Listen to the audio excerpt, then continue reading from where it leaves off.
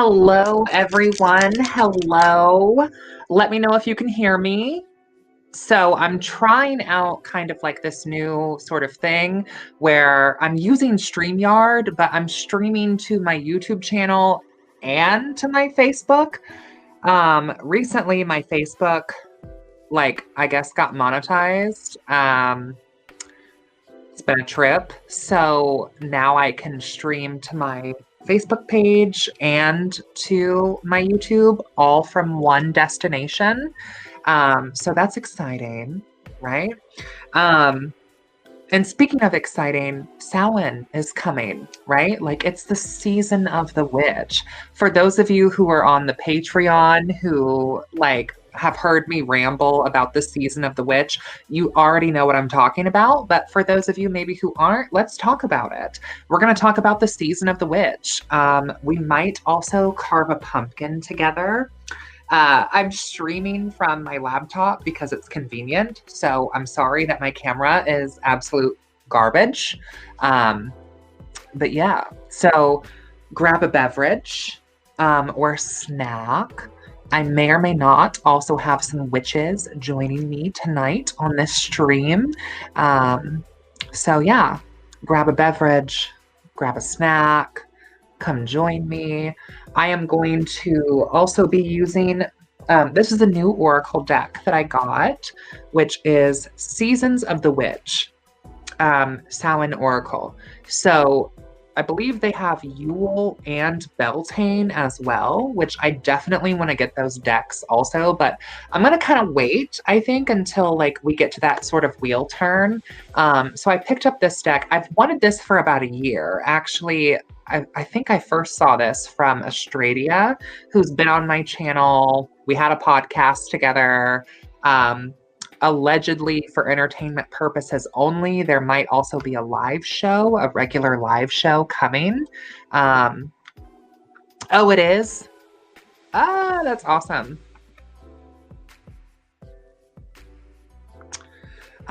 So anyway, I got this deck because we're in that season and I've wanted it for a while. And so I figured I would just kind of do some live polls for everybody. So if you're interested in getting a card, like feel free. You just comment down below that you want a card pulled and I will try to get to everyone. Yeah. And if you want to send like a nice donation, great. If not, there's no biggie. There's no expectation. So you definitely don't have to send me anything. Like, this is purely for donation. I'm trying to like kind of get to know this deck, so I thought this would be a fun way to do so. It's just to do kind of like some live polls. Hi Elle, hi Haley, hi Rixie, Estradia, Braca, Dark Moon, good to see you here. Good to see you guys.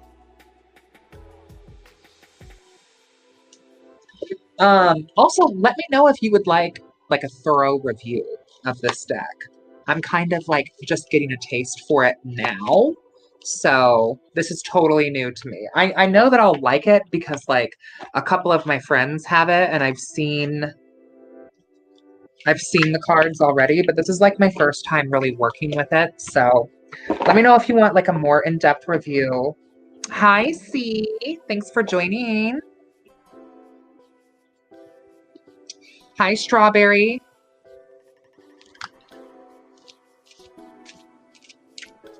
So these are what the backs of the cards look like. Iconic, right? Hi, Alvine. Good morning. Good morning to our witches down under. So yeah, I'm going to be doing, for those of you just now tuning in, I'm going to be kind of doing like just some live like card pulls from this deck, which is the Season of the Witch Oracle. This is the Samhain deck. I believe that they have Yule, Beltane, and then I guess they're about to release Mabon as well. So if you're interested, that's what this deck is. This is a totally new deck to me. I've not used it before. So like we're going to be getting to know this deck together. I'll pull a couple of cards to show you. Like there's the Black Cat. Ooh, my ring light is really, let's see if we can, hold on. See if we can turn this a little bit. That way it's not quite so aggressive. So we have like the Black Cat or the Broom, the Elements, Rebirth. I love this one, the Dark Moon. This one is the spider.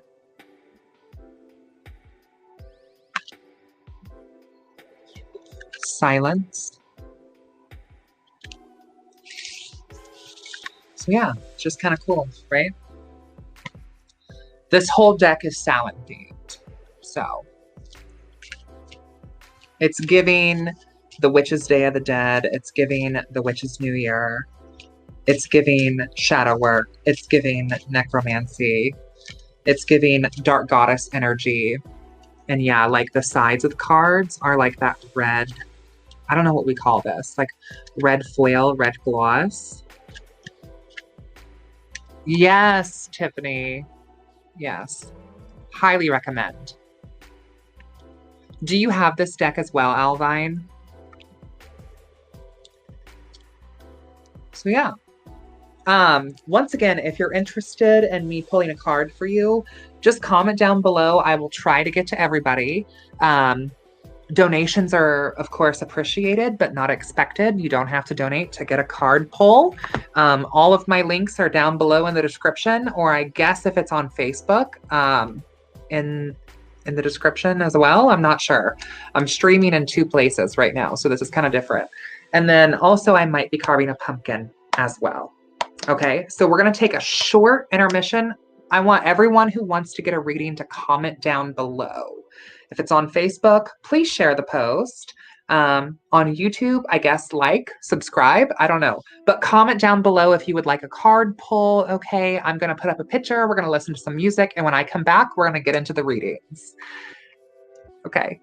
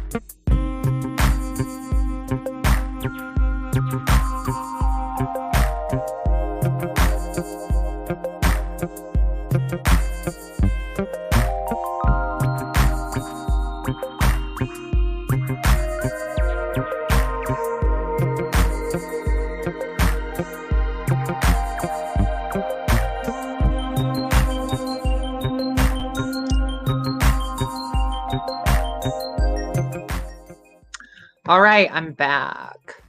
I'm back. Thank you, by the way, Elle, for the donation. Highly appreciated. Okay, so Elle, I'll just start with you then. Let's get into it. Yeah, you like the beat, Alvine? It's from StreamYard. It kind of gives me like adult hotline vibes, if you know what I mean. Also, do you guys like my necklace? This is from Hesperia. It's a little horned moon. For the girls who get it, they get it. And the girls who don't, won't. Okay. Hi, Johnny. Good to see you. Okay, Elle, this is going to be your Samhain Season of the Witch Oracle card pull. Okay. And as always, you guys, take what I have to say with as much salt as you want to. So, yeah, I'm just the witch just like you. And I'm just happy to pull a card if you want me to. So, this is what we have, darling.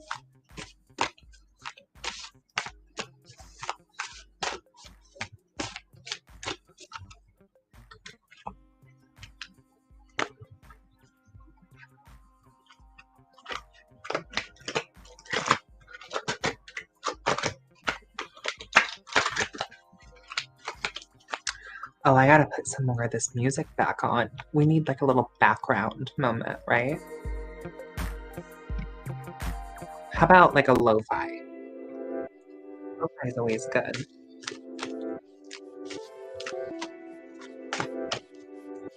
All right, Elle. So, Elle, the card that I got for you is Elders. So the card looks like this, which like per Samhain, per like the Witch's New Year, the season of the dead, now is the time to kind of like work with our ancestors. Our ancestors could be like our literal bloodline lineage, or it can also be the mighty dead being the witches who have come before us. So the card says, birthed from the seed within the belly of the moon, they are the wise felt touches over our heads and felt deep within the marrow of our spirit.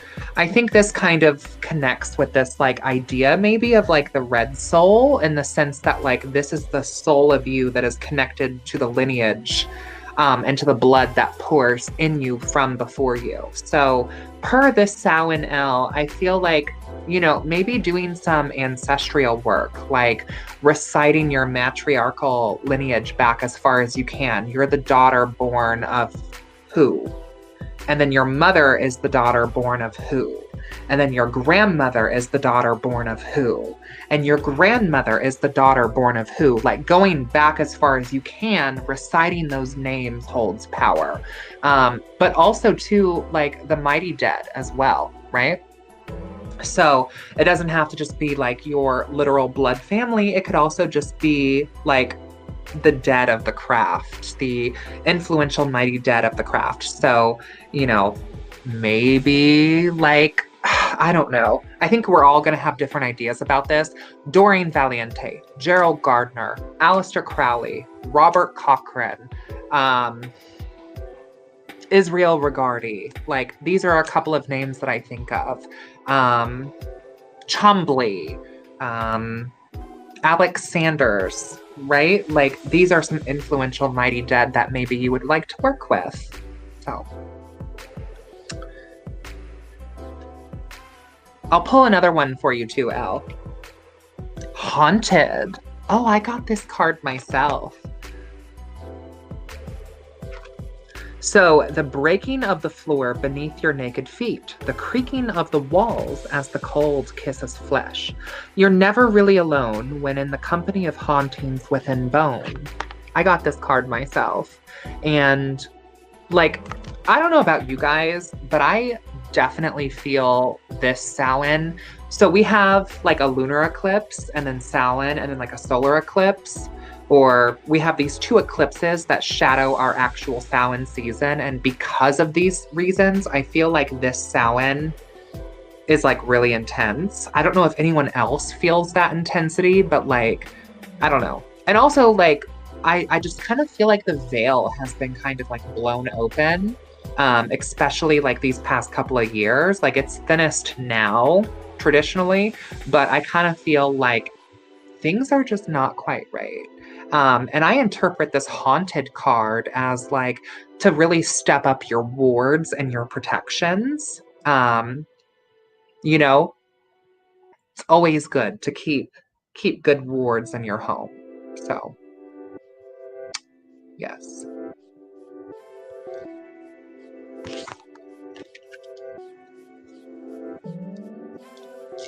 Also, Alvine, I am currently working on like a bit of a creative project right now where I'm gonna try to host another Do All Witches Think the Same live stream that I think will be November 26th.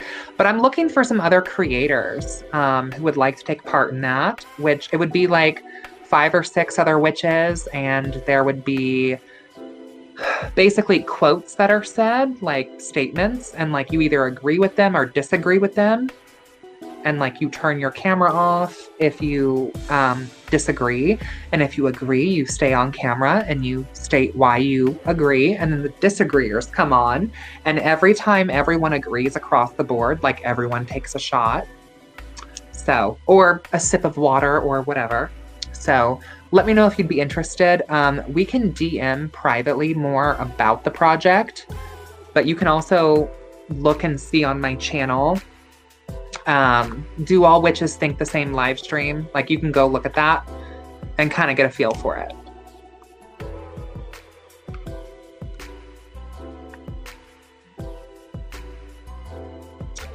Oh, thank you guys both for like the super chats or whatever these things are called. I don't really know. Okay. Tiffany, I'll pull you a card. This is the Season of the Witch Samhain Oracle, by the way.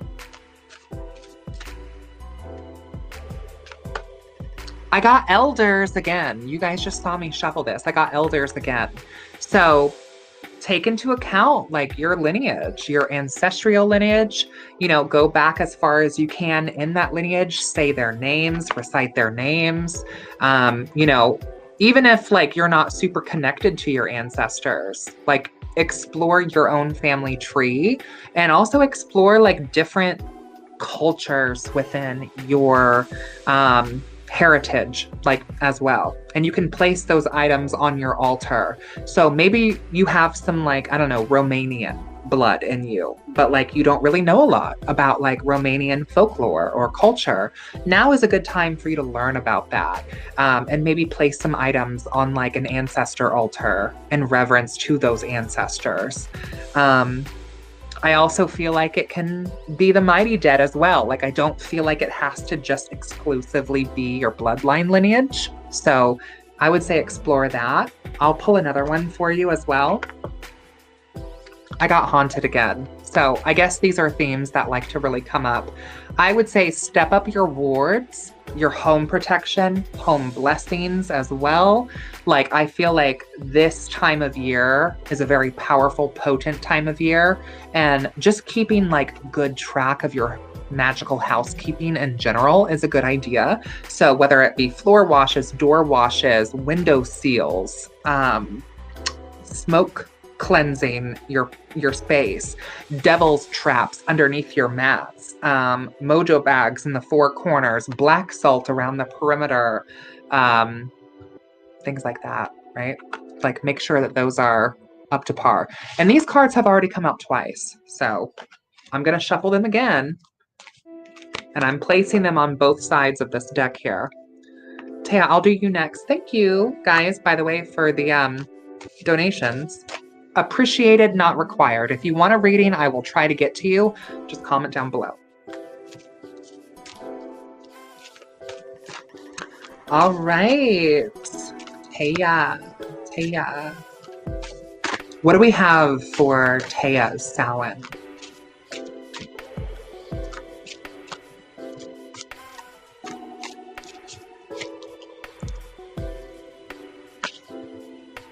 Frog. Okay, so this is the card, Taya. And it says, may the lily beneath your breasts allow you to drink from the healing waters. Be still, for there is serenity behind the drowning croaks. Now, you can definitely kind of apply your own UPG to the frog, if you will. Like, I feel like the frog, at least folklorically, and like ATW is something kind of prolific. So I feel like maybe the frog spirit is present now. Maybe it's a familiar sort of spirit. I also think that per the card saying like the healing waters, be still, for there is serenity behind the drowning croaks. Like, maybe this is the time for you to kind of like move a little bit more inward and like focus less on what like other people are doing and just kind of take it one day at a time. Like, allow those drowning croaks to just exist in the background and not really like play into it. Kind of follow the beat of your own drum, maybe also working with the frog familiar sort of spirit. And I also got Graveyard. So the Graveyard card says, there is a song that bellows in the peace of knowing no end and acknowledging the crossroads of eternity. This makes me think of like doing necromantic work or actually working in graveyards. Maybe there's some sort of item that you need to take to a crossroad. Maybe this familiar spirit is encouraging you to bring this to a crossroad. Maybe it's about, connecting with like some local cemeteries and necromantically working with some spirits in those cemeteries. Let me know what you think about that. Yes, Alvine, please do. Please do.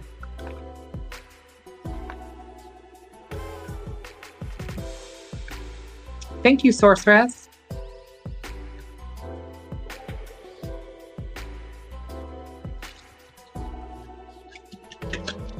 Let me know what you think of that, by the way, Taya. I hope that some of that resonates with you.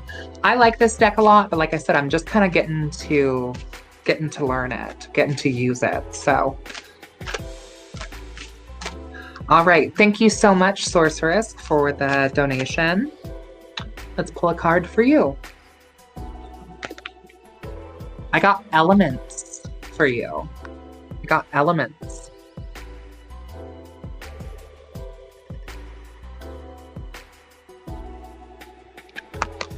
So this says, remember to feel the warmth pulsing through her womb. You are a child of the mother. True harmony awaits you.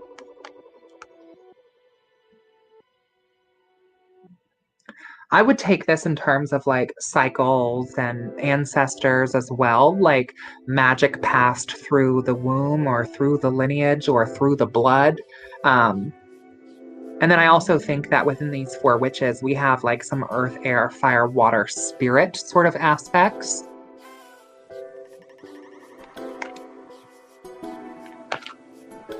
And we have silence. I think this is beautiful.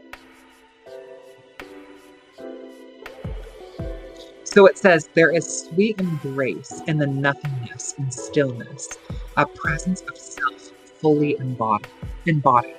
I would say that this could be like a meditation card, an astral flight card, maybe like a flying sort of card to encourage you to work on that kind of work right now during our Samhain season. Maybe like ripping your spirit from your body and sending it in astral flight. Maybe to connect with like mothers of a past life or mothers in this lifetime. Maybe it's not your literal mother, but like your mother's mother's mother, or a mother in a past life even, through like a PLR, like a past life regression, or an astral flight.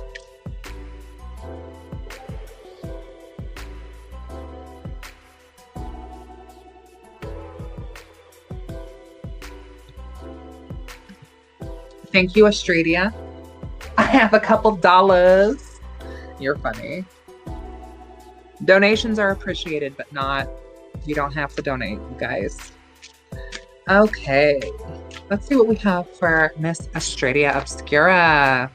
And thank you, by the way, sis, for just like moderating the chat. And I really look forward to our hopefully regular live streams. If you guys haven't seen our Witches React to X Witches live stream, go check it out because we had far too much fun doing that.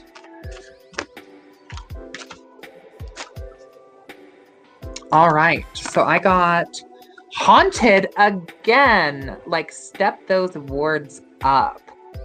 Those home protection wards, personal protection wards, those floor washes, door washes, window sealants, those devil traps under the mats. Step that up. I think that this Samhain season, because we do have eclipses, solar and lunar, before and after Samhain, something about this Samhain season, you guys, just does not feel right. It does not feel right. I can't explain it. Just doesn't feel right. It doesn't feel halal at all. So wards, I would step those up. I got this card as well. And then the other card that I have for you, I'm going to shuffle it again. Okay. Give it a little shuffle.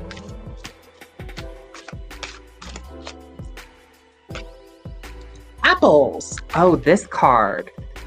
That definitely is giving, right?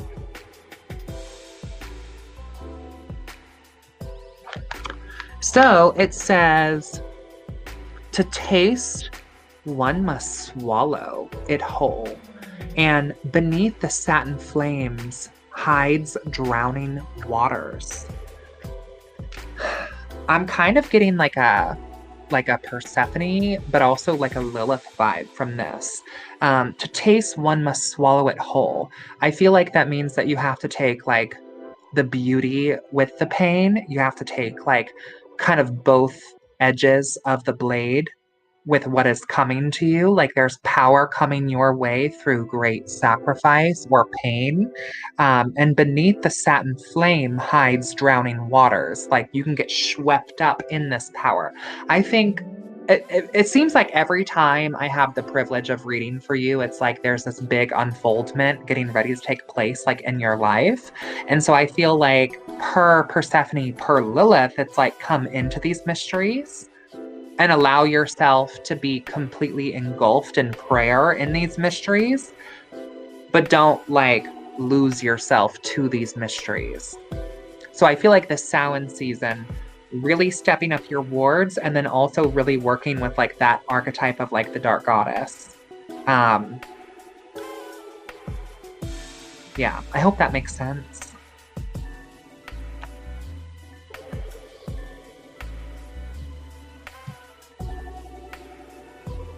Swallow it whole.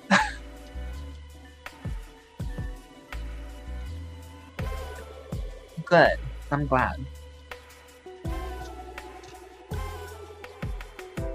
Hello.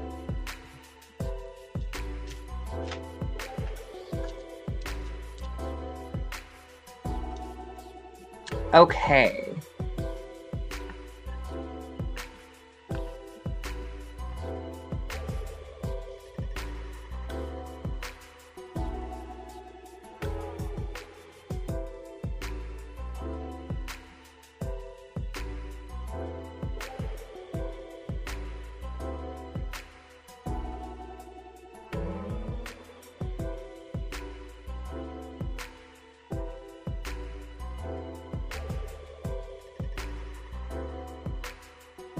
Okay, I'm gonna pull for Julie. Julie, thank you for that donation.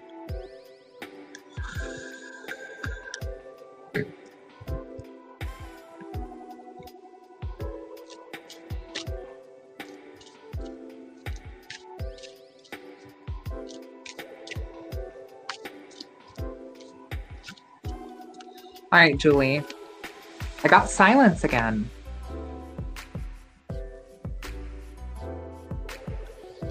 So there is a sweet embrace in the nothingness and stillness brings a presence of self fully embodied. So like taking time for meditation, astral flight, witch's flight, kind of enjoying the slower moments that this season of the witch can bring you. Maybe having like a nice cup of tea, some solitude, like enjoying some of that. Let's pull another one for you as well. I like to do two. Let's do it in pairs. And I have frog for you too.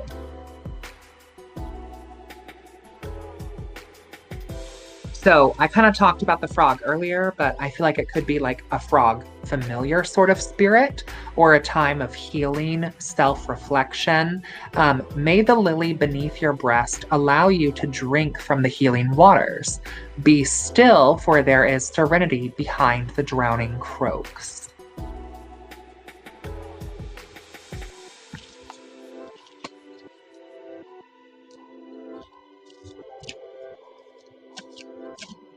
I'm going to reshuffle these again because I want you guys to see that I am shuffling these. But yeah, definitely. I feel like this Samhain, there's just like an intensity this year that I haven't felt in the years past. And like I said, I don't know if it's because we have those eclipses before and after the Sabbath or what, you know?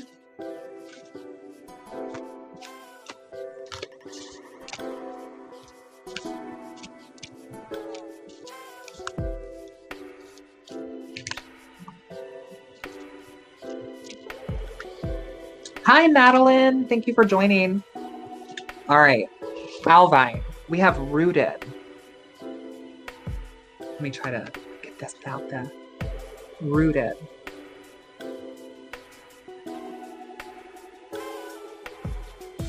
So may you never tear the living ritual that is magic, merged within the roots of your being, the soil of your soul.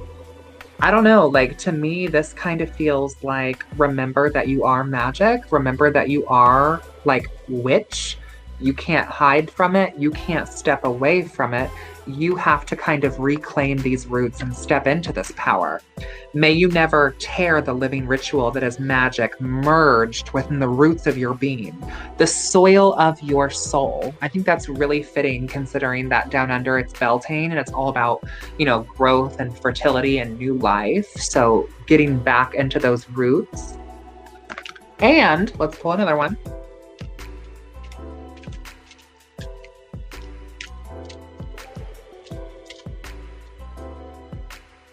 And wolf. We got wolf. So devour the ferocious calling within, the howling of your spirit. Run wildly into the freedom of your knowing. That feels very Beltane to me. So for those of you witches who are watching, the northern and southern hemispheres experience the Sabbats differently. So right now in the north, it's Samhain, but in the south, it's Beltane. And these realms shift in polarity. Okay, so the realm of the dead is opening for us witches in the north, but the realm of the Fae is kind of opening up for the spirits, the witches of the south, and the spirits of nature.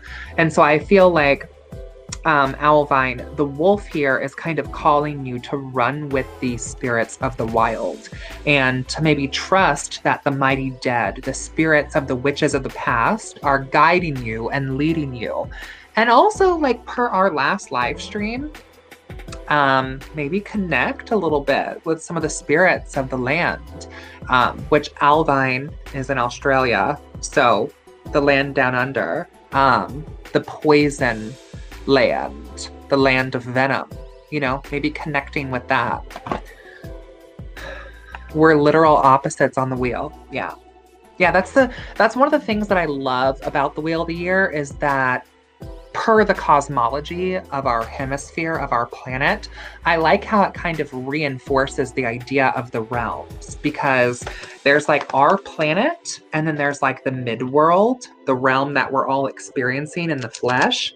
That's the midworld. But then there's the realm of the dead and the realm of the nature spirits that kind of shift and orbit around our planet. And during different times of year, they're in better alignments with certain hemispheres. I think that's just like really cool on like a cosmology level. So, thank you, Jacqueline, for this. I will be right back. Okay, I will be right back for this. So just give me a moment.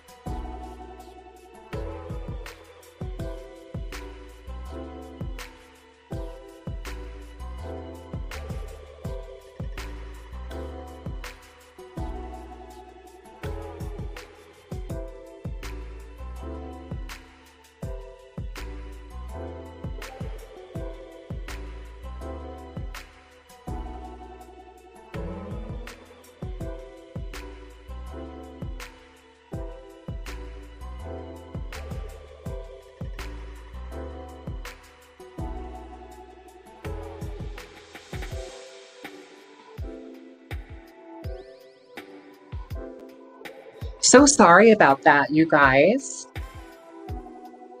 Okay, Jacqueline, let's get a card for you. I'm gonna send this link really quick.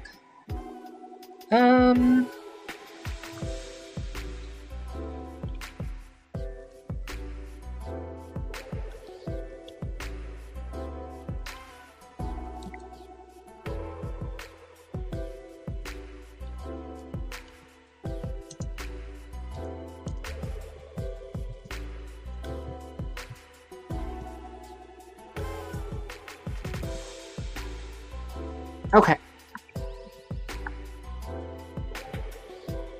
I'm so sorry that I've missed your guys' comments and stuff. Okay. Jacqueline, this is going to be your Season of the Witch card pull.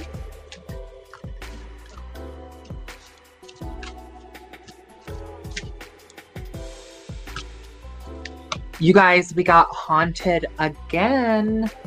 Okay. Step up those wards. Home blessings and cleansings, doing your banishments, practicing your LBRP in the morning,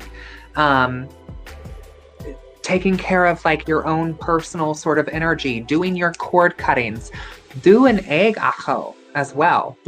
Rub that egg over you, crack it open into the water, divine into the yolk.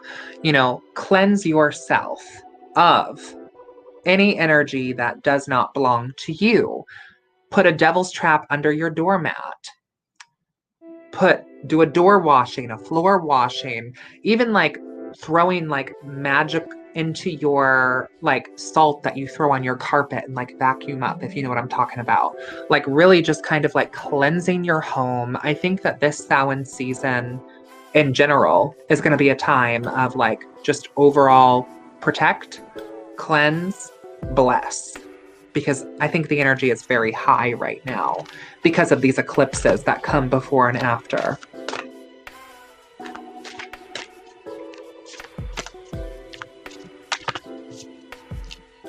And I'll pull, oh, Jacqueline.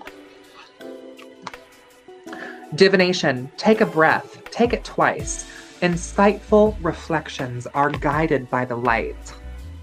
This one came pouring out.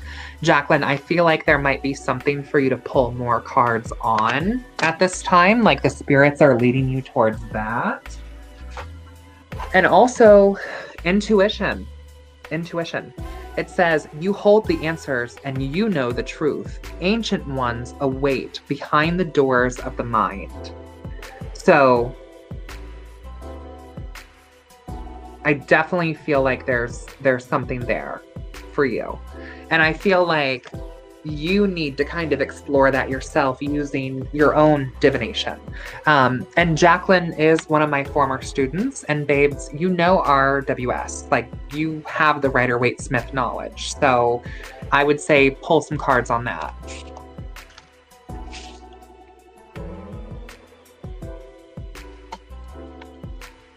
Yes, much love to you as well, Jacqueline, and thank you for stopping by. I hope that you have a happy, healthy, and blessed and prosperous Season of the Dead, Season of the Witch. Many Samhain blessings to you and yours. May the ancestors travel well to and from and across the veil. Mwah, mwah, mwah. Purr.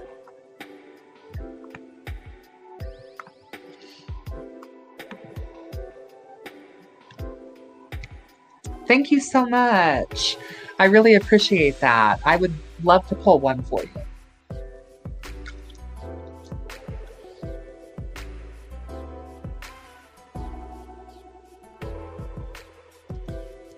I'm going to shuffle these so you guys can see me shuffling these cards. Okay. Ooh, and we have a special treat. We have a special treat. Let me get her on here on camera. Hello. Hello. Thank you for joining. So we're doing these readings right now using our Season of the Witch Samhain Oracle. Okay. Okay. And this is River, this is for you, babes, okay? We got ancestors. Oh. So the lineage. It says, they hiss a quivering so deep, only roots of your soil can lift the nakedness. Hidden within the vows, made in silence, an ancient chill walking upon the spine. Lineage, red soul, ancestors, connecting to the blood of your blood, calling your matriarchal or patriarchal lineage as far back as you can using their names. Also, like maybe some Black Mirror scrying to like see the faces of your ancestors. Maybe looking into your ancestral cultural bloodline background and incorporating that onto your Samhain altars. Pull another one for you. Altar, right. Altar, a sacred devotion, a worship skin deep rising from the ash, waters that you keep. So if you don't already, I would take this as a sign to like put up an ancestor altar. You can keep an ancestor altar up like year round, but it'd be nice to have one particularly for the season of the dead and the season of the witch. So if you already have an ancestor altar, make one special for this time of year and for this season. I definitely feel like your ancestors are like calling out to you, which is very fitting for this time of year. And we're going to have a lot of that theme here overall, because it is the Samhain Oracle, which Crafton, you just got as well. I did. I have. Don't you love it? It's really nice. I've been enjoying it today.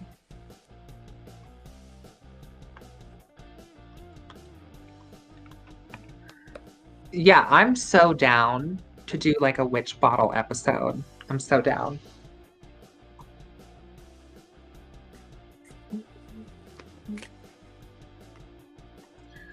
I'm like streaming on Facebook and YouTube, so I'm trying to like make sure that I keep my stuff good here. Okay.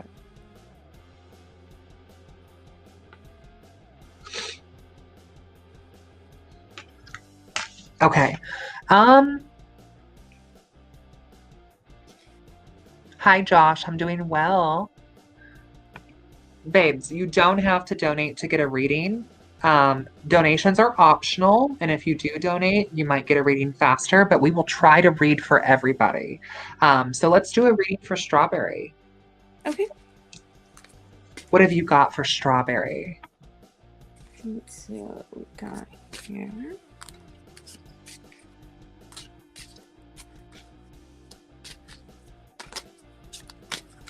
Let's see. Oh, we got a fly. Well. Oh, you have two things going on. Now, hold on, Strawberry. Now, first you have transformation.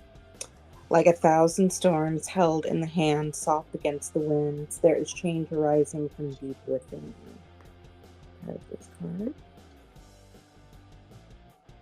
And then you also have the third harvest. Daughters of the word, feel thy sacred swell with silence. Taste the gathering of honey's milk, filling your emptiness. So overall, Strawberry, I would say that this is definitely like your time to step in to the witchery if you haven't already. This is also talking about the third harvest, and we're already in Samhain right now. The transformation part, I mean, there's a lot of things that can happen with transformation. That can be internally for you, that can be externally as well. If there are things that you're wanting to work on, it's definitely a lot of shadow work, definitely a lot of shifts and changes. But overall, I would say like you're already in alignment with these two things going on, because we're right in the season, and this is like the specific season where a lot of this transformation is taking forth. I would just say for the next couple of months, just kind of chill out, make sure that like anything that you're feeling moving forward from this night and on, essentially see if it's within alignment.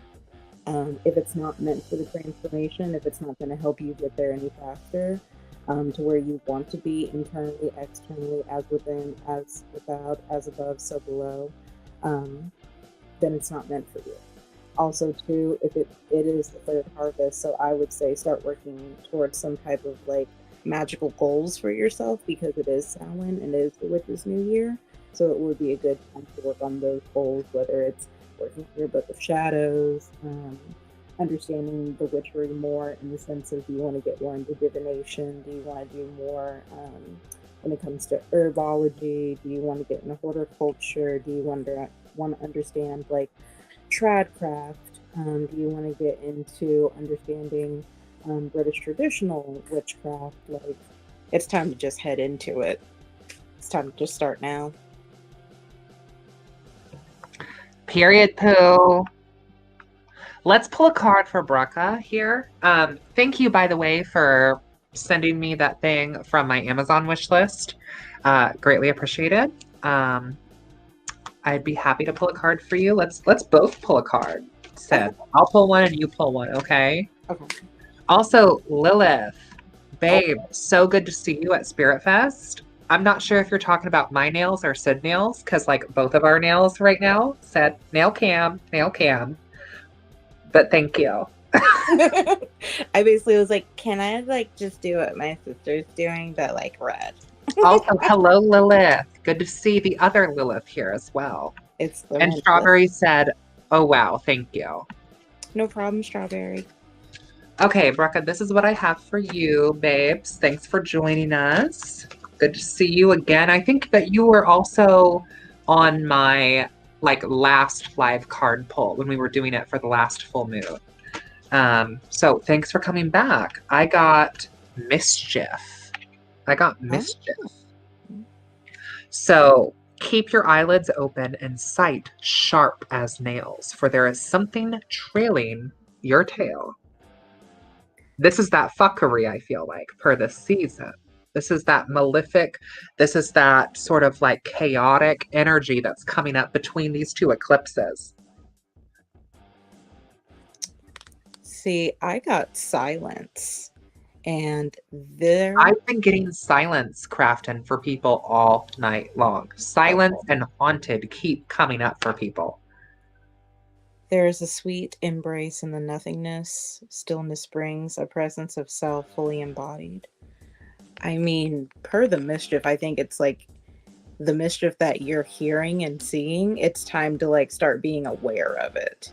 And then using that silence, using that kind of time looking inward to see where it's coming from. Because I feel like at that point that it's closer to home than you realize. Right. And I also think that per silence and mischief, it's like maybe not taking part in the external fuckery going on. Maybe like kind of reclaiming some sovereignty, taking a step back, focusing on yourself, your own spirituality, your own, self-development. And like not entertaining the people, places, and things that are just not your tea. Hey, Rixie. Sure. Sage, it's so good to see you. Hey, Sage. Good to see you, babes. Okay, let's pull a card for Rixie. Brooke, I hope that like some of that was able to help. You are so welcome, and thank you for coming back, and thank you for supporting. All right, let's pull one for Rixie.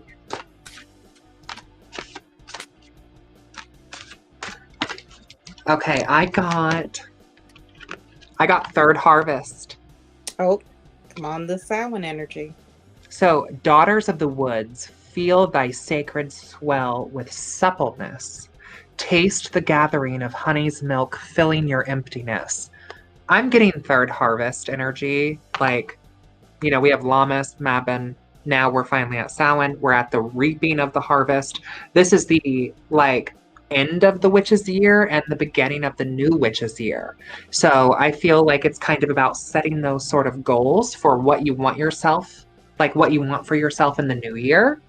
and setting those goals now so that way you can manifest those moving forward. What sort of spiritual goals do you have for yourself? Do you want to learn a new language? Do you want to work more in your book of shadows? Do you want to learn a new divination system? Set those goals now, because like as one agricultural year ends, another one begins. Also, this is the time where our ancestors would likely be sacrificing animals they could not keep alive over winter. So, kind of like letting go of what no longer serves you or what's not good for you, moving forward with that, sustaining yourself through the winter. I feel like now, while there is some floral essences still out there, like I still have our magical Beltane flowers from Ritual still growing. Maybe now is a good time for you to make some floral essences to also help with like seasonal depression as well, to like carry you over winter. What have you got, Crafton? We've got the underworld. Hand over your known, a shift is near. Take a leap, your journey is clear. So this is the underworld. I'm definitely getting more of the Dark Goddess. I'm getting like the Chthonic Lord. We can see Baffy over here. Overall, I would say with the underworld comes the shift, comes the change. But this is your dissension. This is you going down into the underworld, kind of like Kor becomes Persephone. And through this darkness is the time during this dark half of the years where you're going to have like the most significant changes occur. I would start writing down when these big events or smaller events start happening, because it's going to be, I think, monumental into your practice and to understanding what the underworld is like, because the underworld gives us perspective on how to enjoy what the light is when it comes from getting us out of the darkness and bringing us into the light of the new year, the Gregorian calendar.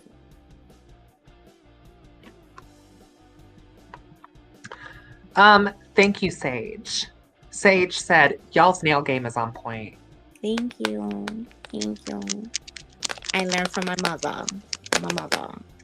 Okay, so let's read. Thank you, Haley. And I haven't forgotten about you, so please stick around. We will try to get to everybody.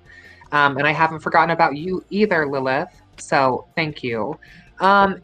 If you're watching this from YouTube, I think it should be in my description. If you're looking for my Amazon wish list, it should be in my description. You're so welcome, Rixie. Let's read for Kimber.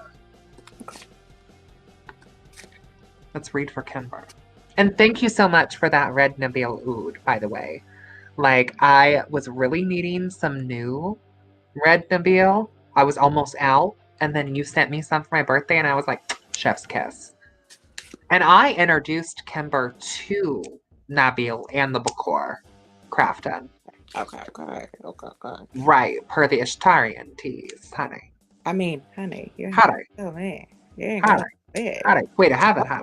Honey, my Bokor is in the front of the house. Okay? Honey, mashallah, honey. Look. Period.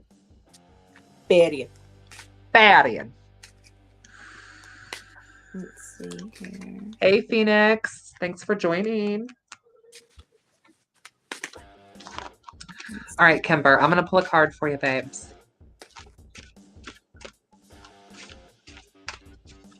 Okay. So I got Mischief again. Oh. What did you get, Crafton? I got the Coming of Winter. Winter's coming. Okay. All right, I'll let you go ahead. I'll let you go ahead first. Okay. So Coming of Winters is, it comes in lullabies deep within your mirrored flesh. Alas, it is time to lay your quivering chest upon the winter's coming. So for the Coming of Winter, I would say this is a time, per my understanding of like runes, I'm getting Noctis. Would be a very good rune for you to understand. It would basically be like looking at your needs, understanding what scarcity is. It's not what you want, like on an Amazon wish list. It's what your needs are. Do you have milk, bread, honey, things to keep you going in case the cold winter wants to take something from you? Because the Kaliak is here, and she is not effing around this time. Okay. Okay. I'm going to co-sign on all of that. And I'm also going to say, per the mischief, Kim, if I can be direct, the quote here says, keep your eyelids open and sight sharp as nails, for there is something trailing behind your tail. This Samhain season, per these eclipses, is opening up a different sort of portal within the veil. The veil's not just thinning. There's something astrologically different about this Sabbath, this time of year. For the witches in the southern hemisphere, Alvine was on here earlier. Same goes for Beltane. The wild green portals that are opening is some fuckery afoot. This mischief here. There's fuckery afoot. I would also say, and I know that, Ishtar for you, Kimber, may or may not co-sign on this. I would do your own divination. I feel like there is some tomfoolery going on with people in your life that maybe I would just do some divination on. Like people possibly trying to cause mischief and bring the winter to your life. Shaking the snow globe. It's never cute. Never cute. Okay.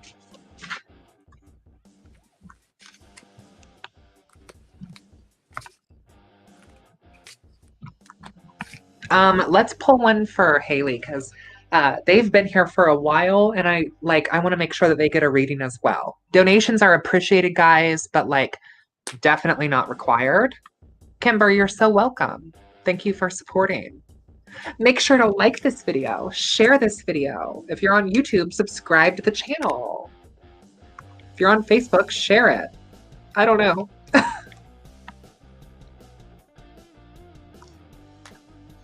All right, Haley. Hold on. Transformation again. Oh, let's talk about it. Miss Haley Hayden, I'm gonna need you to quit trying to say no to the craft and the dark goddess and the chthonic lord. It's calling you. It is really time for you to sink your claws in to the craft and just the craft right now. This transformation doesn't come with, the Prince Charmings and the lovely princesses. It's not a pretty sight a lot of times. Transformation is shedding the skin. Transformation is, being able to go with and without things that you came in with. I think this is going to be a bit of you'll feel like you're starting over, but really this is just a part of the transformation to come. Okay? And do not back away from the craft, because the craft has a way of choking you. And I can attest to this, that if you don't sink in when you know you're ready for it, it's going to make it worse. So just stop doing these mundane games. Stop playing around with these muggles. They're not for you, sis. They're not.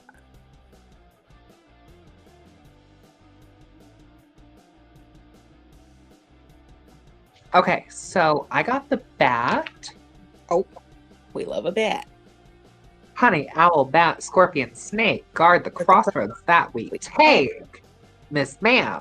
The poem on here says, invoke thy power and fear not the hidden. What lurks is coming with undenying change. Look, come on. I think that this Samhain season, not to break the fourth power here, okay? But per the fall equinox, per signing your name in the black book, I think that there is going to be some change that comes up from that. Haley, I know you know what I'm talking about. You stepped up to the altar. You did the work. You signed your name. You've stepped into a form of craft that I'm not saying that you haven't done before, but you did so in a different way. You've awoken something within your spirit and within the wise blood within you. And so I would say expect to see some of that manifesting. Expect some of these occult bats to be coming towards you. This could also be a familiar sort of spirit. Let's talk about the crooked path. Let's talk about ATW. Let's talk about working with fetches, working with familiars. Mm-hmm. Okay. Okay. Get your game up, honey. Get your game up. Hold on. Let me join in with this too. Hold on. Here's my Alden thing. Mercury's Crooked Path. I'm gonna need you to. Here's my thing. Let's support our queer authors. Hi. Okay. Got it. P.S. Yes. Also, do not forget your studies are number one. First pillar always. Always, babes. And here's my thing. It don't always have to be a book. It can be a good podcast. It can be listened to a blog. A blog. A nice Pinterest board. An article. Come on. Yes. So I would say maybe like also work with the spirit of bat too. Like that's a very powerful, prophetic, divinatory, hedge crossing spirit. I mean, they literally use echolocation just to find things in the darkness. Okay. Because you gotta use all your sixth sense without seeing, honey. Okay. So grab yourself a beverage, a snack, buckle in. Okay. Let's get one for Madeline as well. I want Madeline to get one as well. Thank you for being here. Taya, you're still here. Babes. A good podcast? I can think of one. Oh, wow. Got it. No, you're good. You're not late because we're just vibing. It's just the vibes. Just the vibes. You're welcome. I would like to see you kind of step more into it, honey. I'm gonna need you to put your whole pussy in it. Madeline said, "You two are my fave energy." Miss you, Madeline. Let's see what we got going on. Oh, we got jumpers. The jumpers. Oh, okay. What's tea, girl? Hold on. What's tea? Madeline, I'm sorry, but the way the spirits are set up, first of all, we have a wolf. Okay. Devour the ferocious calling within the wolf has been coming out a lot tonight as well. I mean, women who run with wolves. I think it's about time. Run wildly into the freedom of your knowing. I need you to go ahead. I need you to do it. I need you to be inspired by the wolf archetype. I need you to go out. I need you to be a part of the land. I need you to get closer to the land and really seek it because it's calling your name. Your pact is around. You just need to get around. You also got witch. I'm not shocked. Not shocked, honey. Not shocked. Grab hold, allow the dwelling fire within belly to awaken all that is. Okay, ancestral. Okay. A mere glimpse, a delicate pull at the very roots living in the alchemy of self. Honey, step into the witchdom. Come on, it's time. And I think for this particular card and with this illustration, I would definitely say it's within your own backyard. The craft is there. The craft is everywhere that you are. The craft is everything that you always will be. It's time for you to work with some of these beautiful foliage pieces, these beautiful herbs, and really start to get to knowing and understanding. Also, to your final card, you got a 3 full spread. My spirits are like, I'll be damned if you're not hearing this. So, voices. With a tug at the gut, feel them romance your very breath. Listen to the gentle flickering within your eyes, for this is where they guide. So this is probably voices of the past. This is probably the spirits of the past. I would say this is almost too like a shift in the ancestral. I think this is also a shift in the lineage. I think it's time for you to really focus in and listen to the spirits that can help you, whether that's familial, ancestral, fetch spirits, or anything like that. Like, seriously, it's time. Rise up. Let's go.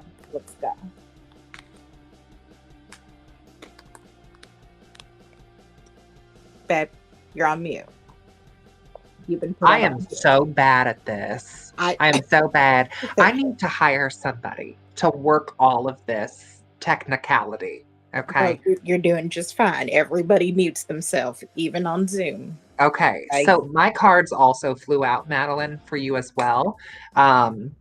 Following the theme here, I got protection. Okay.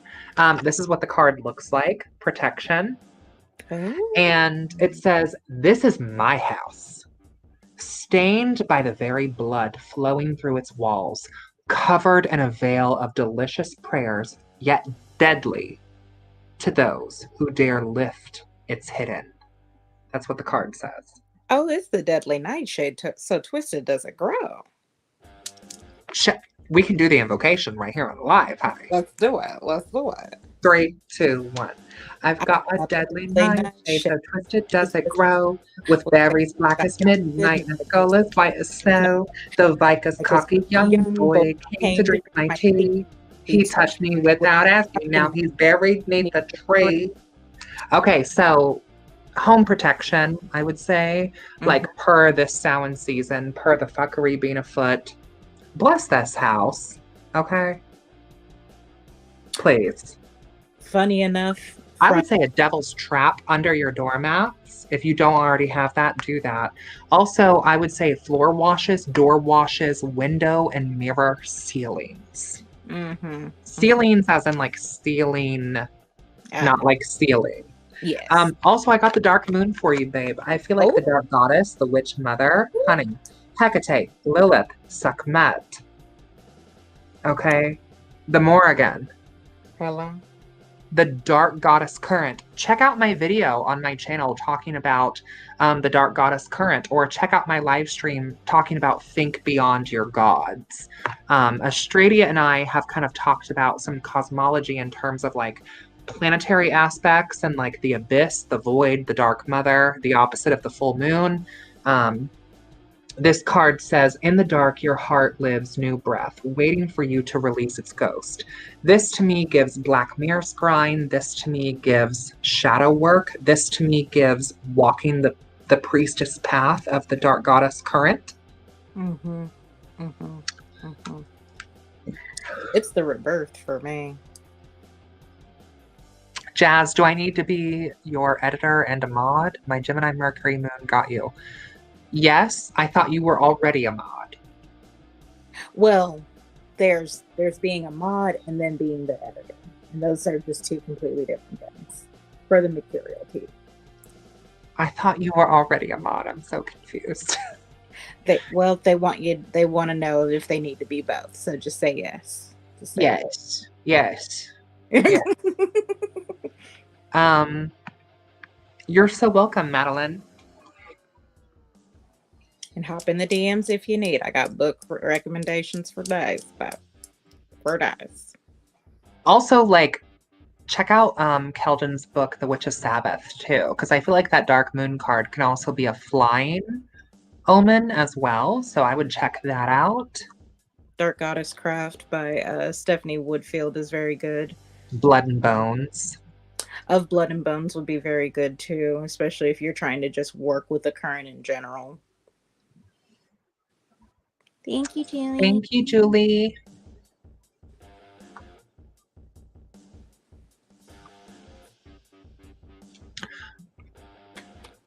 Okay. Let's get one for Lilith Wallace. If you're still here, babe, we're gonna pull one for you. Okay. Maybe it's multiple Liliths for me. Okay. I already told you the other day. I was like, God damn, I think she's calling. She said, "I done told you." That's why we have these red nails. Come on, for the mother of harpies, the sandstorm spirit. I mean, literally, I literally felt her being channeled while I'm at the salon, and I'm just like, Mother of Darkness. You start like going into a trance. You're like, oh, what is it? "Unholy Lilith, mother of disgrace, cursed are you amongst women, and cursed is the fruit of thy womb. Demoness who fled the garden, who refused to live in shame. Lead me through your mysteries and through darkness, and this night and every night." Okay, let me get to the card. You already know. We're just conjuring her. Don't worry. You know. You know the You know vibes. how it goes. All right, so I got healer for you, Lilith. Okay, come on with the horned moon. Okay. Now, there is a criticism here that, like, this card is the only woman of color in the deck. There is that criticism with this deck. Overall, I think that this is a great deck. The healer card says, listen as the medicine bleeds through her teeth. A river of mercy blessed by the mother, seen only by those who hold her mirror. That feels like Lilith to me. That feels like the Dark Mother to me. I think that, like, per this poem and per this horned moon and per this witch, like, the healing that you have done within yourself and the healing that you are called to do is going to push a lot of witches and a lot of people out of your sphere. But those who matter don't mind, and those who mind don't matter. So, Period. Variable. Barian, mashallah. We got the coming of winter again. Here's my thing, especially going into that like healer card as well. I would say this is the time for you not only looking within, but also healing yourself and learning how to heal others, because part of understanding magic and part of understanding like the bitterness that comes with winter, with the Yuletide, if you will, like it looks beautiful until you think of Gryla and her lads, if Come you on, Miss Gryla the Mountain. uh-huh, or the Kaliak, and how she is going to swiftly come in, and then you're just going to be mounded with snow. You can't go out, you can't go to work, you can't do anything. Like, you will be terrorized by winter if you don't learn how to work with winter. As a winter baby, can't confirm. Can't confirm. If you understand the energy that is, I would say, getting into like snow magic. I'm very interested in like weather magic, but snow magic is very simple for me to do. It's giving Scotty as well. Love a good Scotty tea. Scotty too, she was learning how to stand in her authority because she was like, well, I love this man, but I don't really love him, honey. Okay. 9 days and 9 nights in his quarters. I don't like the sea. I'm going back to the mountains, baby. And we got a divorce. Check into it, get into it. I think for this winter, try understanding more about what winter is, the good and the bad, the malefic and the benevolent. And then that will kind of teach you of how, your hexes and curses and jinxes on the worst type of people. And then your blessings, your conjurings and manifestations for those that you care. Also, for those of you who might be interested in learning more like runic symbolism, Elder Futhark, Norse mythology, check out Craft and Magic. I will put their links in the description. But yeah, girl, talk to you about runes for a minute. Let's have a runic moment, if you will. Per runes, I have several classes based upon the Norse pantheon, because I believe in dominating and making sure that all neo-Nazis quiver in their sleep, because I too have the Viking Norwegian blood. It's called colonization. But overall, when it comes to runes, it is a divination system that is similar in the idea of tarot, that it has a system, and everyone has a specific meaning to it. And the context of the reading is what gives you more information. Like I was talking about Nathis earlier, Nathis is a very hard rune to understand for folks because I call it the crooked cross in my practice, because it's literally kind of like the things that you have to work with. Those are your needs, scarcity, poverty. It's almost like a Five of Pentacles, in that regard. And it can be very disturbing for people to get, because they're thinking, well, what do I need versus what do I want? Also, too, a lot of people say that you should work with the gods in order to work with runes. That's not my particular vibe for it, but I do work with those deities. I do work with those sources and powers and energies of that land, but I'm called to do that. I'm called to do that. So if you're not called to do that, it's okay. It's a part of the work most of the time, is like figuring out if you're called by those spirits or not. I have like Crash Course on the Norse, which is like a workshop basically talking about all the gods and summing up their mythologies in a way that we get the nitty gritty of who Odin is, who Freya is, who Frigga is, who Sif is, who Thor is, who Loki is, who Thor. Like, there's so many of them. I also have a goddess workshop just particularly on Freya because I honed in on her vulva experience and what that kind of taught me in being like a witch myself. There's also my bind runes workshop, which is basically learning how to do bind runes, and then per like when people were in person for my classes, I would give them rainbow paper.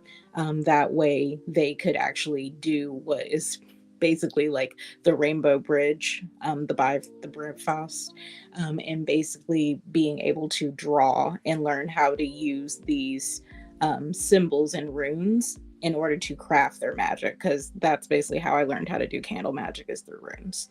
So I have a lot of options. A lot of it would be more self-study, but also too, I would be there for you, and you could come to me, follow my DMs, and we could like pick a time during the weekends to basically work on that, if anyone is interested.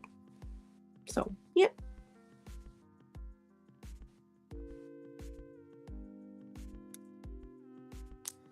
How do we take one of your classes?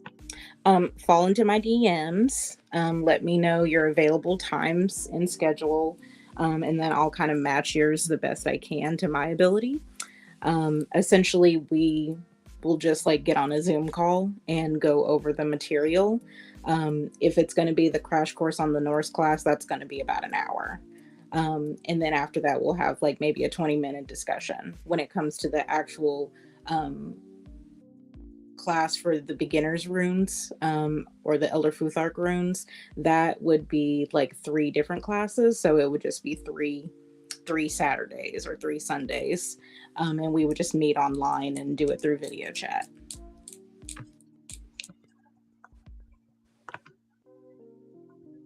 No problem, Rivershe.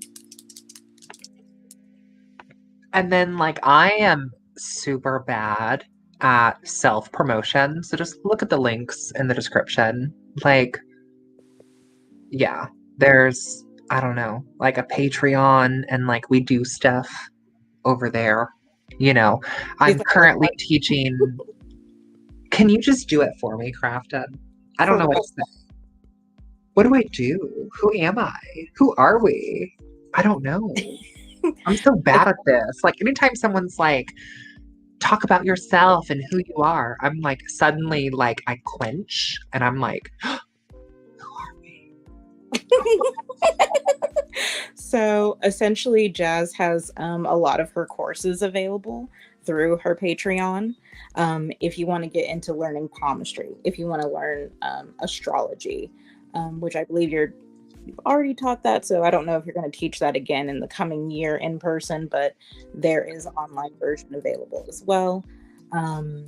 Sigil craft, tarot, I mean, you name it, she's done it.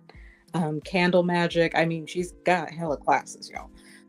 I will also say too, if you're interested in like understanding some of the dark goddess like current, she does a lot of that information more so on her Patreon. She is very in tune with that energy, but also too, she does give like a zodiac based indication of like spell work to do, and most of the time you'll get the like all the time you'll basically get the sneak peek of that first before it hits YouTube. What else do you do?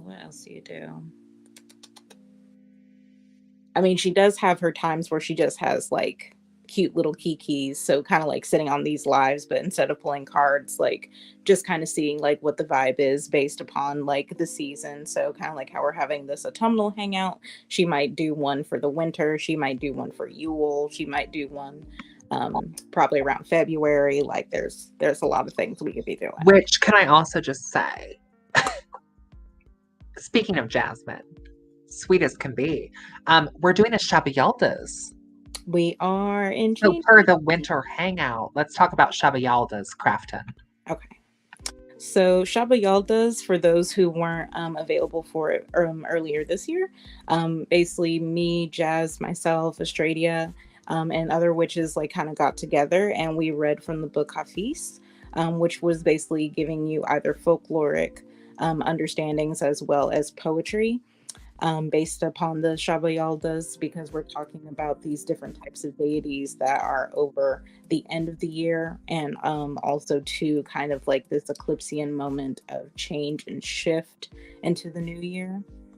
Right, Australia, right. Just get the links. Just get the links. But Shabba Yaldas is a beautiful night. I mean, we have pomegranate seeds that we consume. We also consume a little bit of nuts and berries. That's kind of going for light half of the year. Pomegranates being for the dark half of the year. So we're kind of like bridging those together, and then we're going over that. Also, too, you will get a candle. We're gonna mark them all so that everybody knows like who is who. And basically those candles yes, let's number them. Let's number the Everybody's candles gonna this get a year. number, and then I'll have some at my house this time. Girl, I'm literally looking here in the witchy room over my altar where I had the Shabba Yaldas candles from last year. Y'all know who you are with the soot. Okay, I talked to you guys because you marked my ceiling. Honey. Verbatim did. However, that does happen. And also too, your candle will be in a novena. So it is usually a 7 to 10 day type of candle. And that working will be constantly looked at by one of us. And it will literally, right, please, Australia, bring the label marker, please.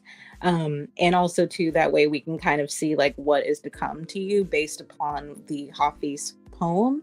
That will kind of give an indication of what your year is going to look like. So it's a little bit of fortune telling as usual, going through the words of Hafiz, so almost like the words from God, if you will. And then we're also kind of bridging that gap between the in between, the liminal, spaces. And also, like, if anyone else would like a Season of the Witch Oracle card, comment down below and let us know. I feel like we've missed some people. Mm-hmm. I feel like there was some people on here earlier. We've been on here for an hour and a half, y'all. You've been doing the work, but you've been doing the work. But I don't know if Blood is still on, but let's get one for Blood. They said closest thing to a bind rune is I use my blacksmith's touch mark, basically the first known form of a trademark. I do use mine in my craft to identify myself. Not sure if that is bind rune. I think that's a question more for probably Crafton.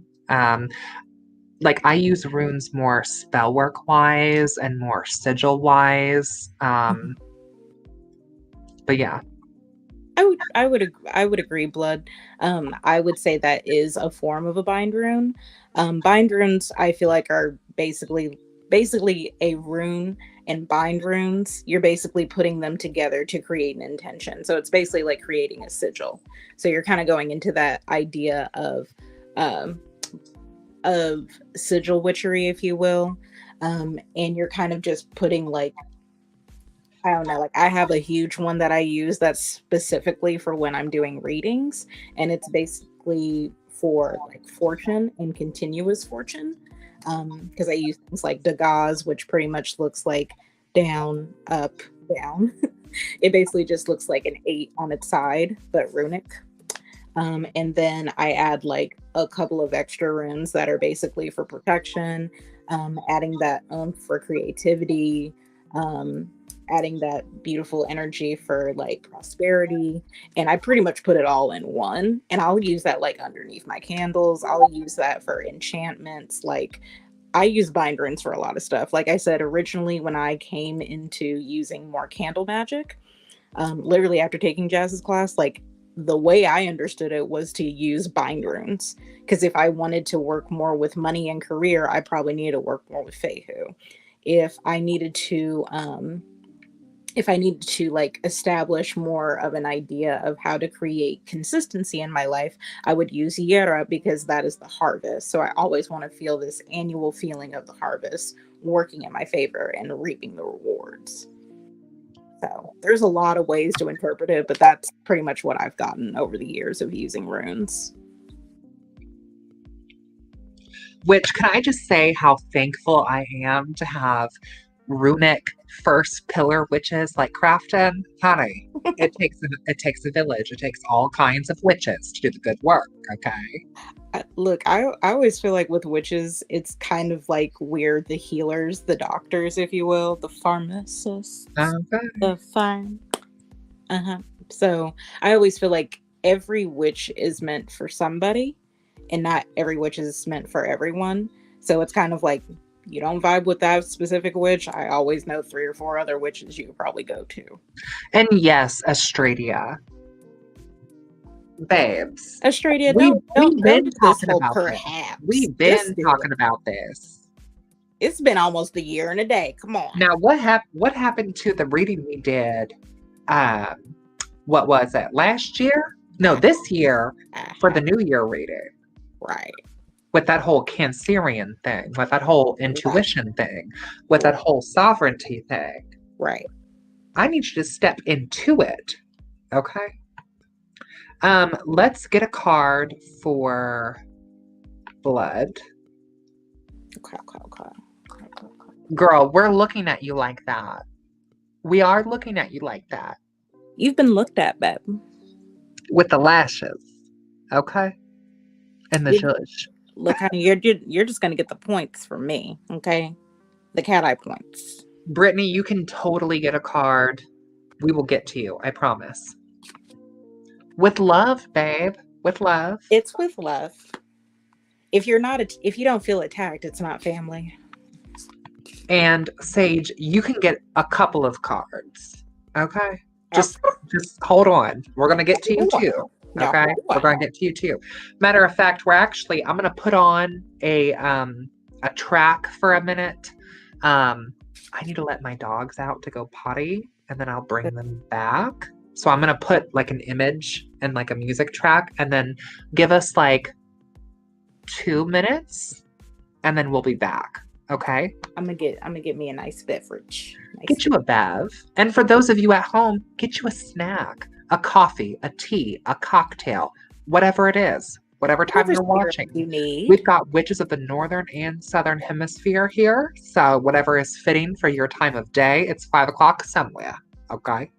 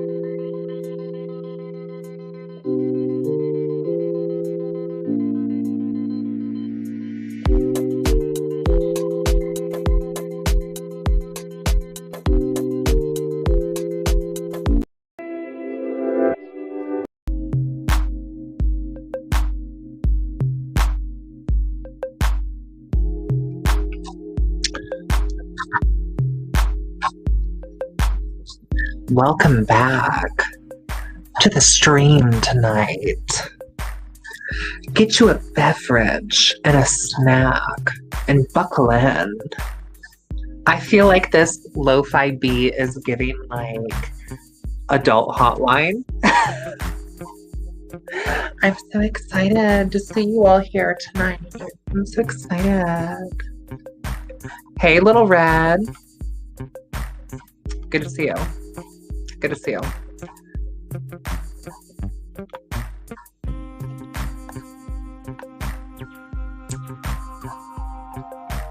Let's have a little dance moment.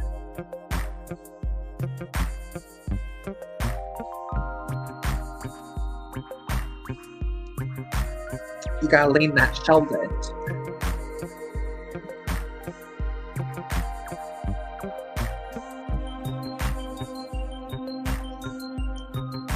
Okay, so we're gonna read for Brittany now. Okay.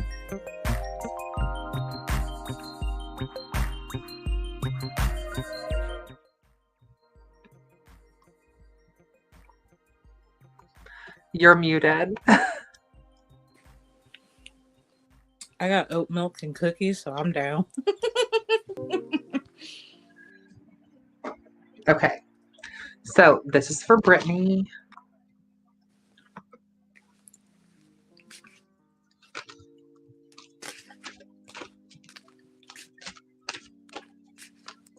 Y'all see me shuffling, right? Because we've had a lot of the same cards coming up tonight. Well, we know those are going to be big themes this next full moon. Okay. This next eclipse. Brittany, for you, wolf. How many times does the wolf keep creeping up the Samhain? Honey, trust your instincts, honey. Okay? Lean into the wolf familiar.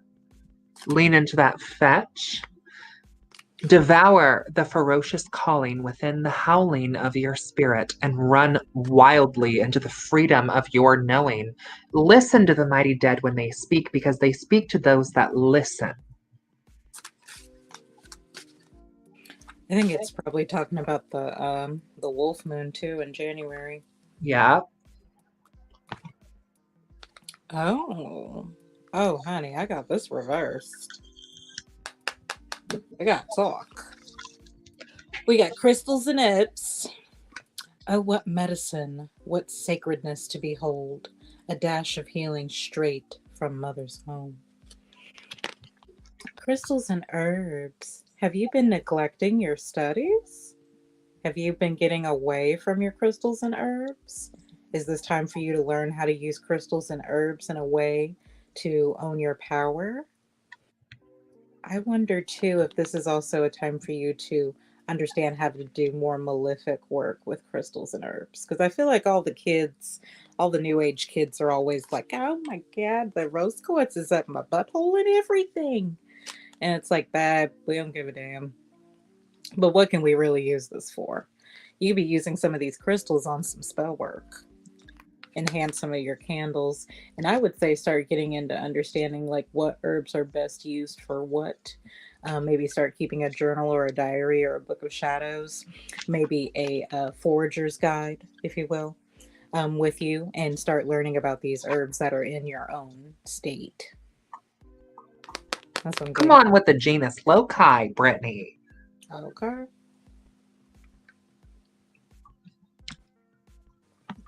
Okay, before we move forward, if you are watching this as a replay or live, like this video, share this video, subscribe to the channel, okay? And let's pull one for Sage. Thank you for being so patient, Sage. Let's get one for Sage. Oh. I got Frog and Bat coming out, jumping out of the deck. Frog and Bat. These could be familiar spirit, fetch spirits.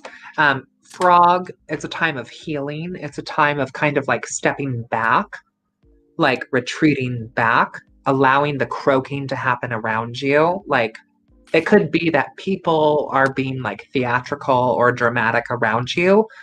Baby, let them, okay? It's a time for silence. It's a time for moving inward. May the lily beneath your breast allow you to drink from its healing waters. Heal. Take a step back, okay?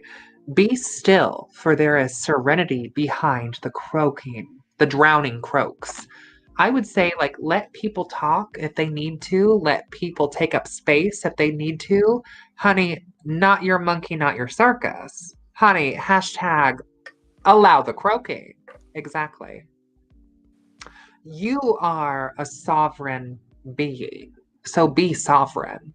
Also, we have the bat, a personal fan favorite of mine, as well as the frog. I feel like the frog is really slept on. Like there's this negative association with the frog that I think is misplaced. The frog is a very powerful traditional witchcraft sort of familiar spirit, as is the bat.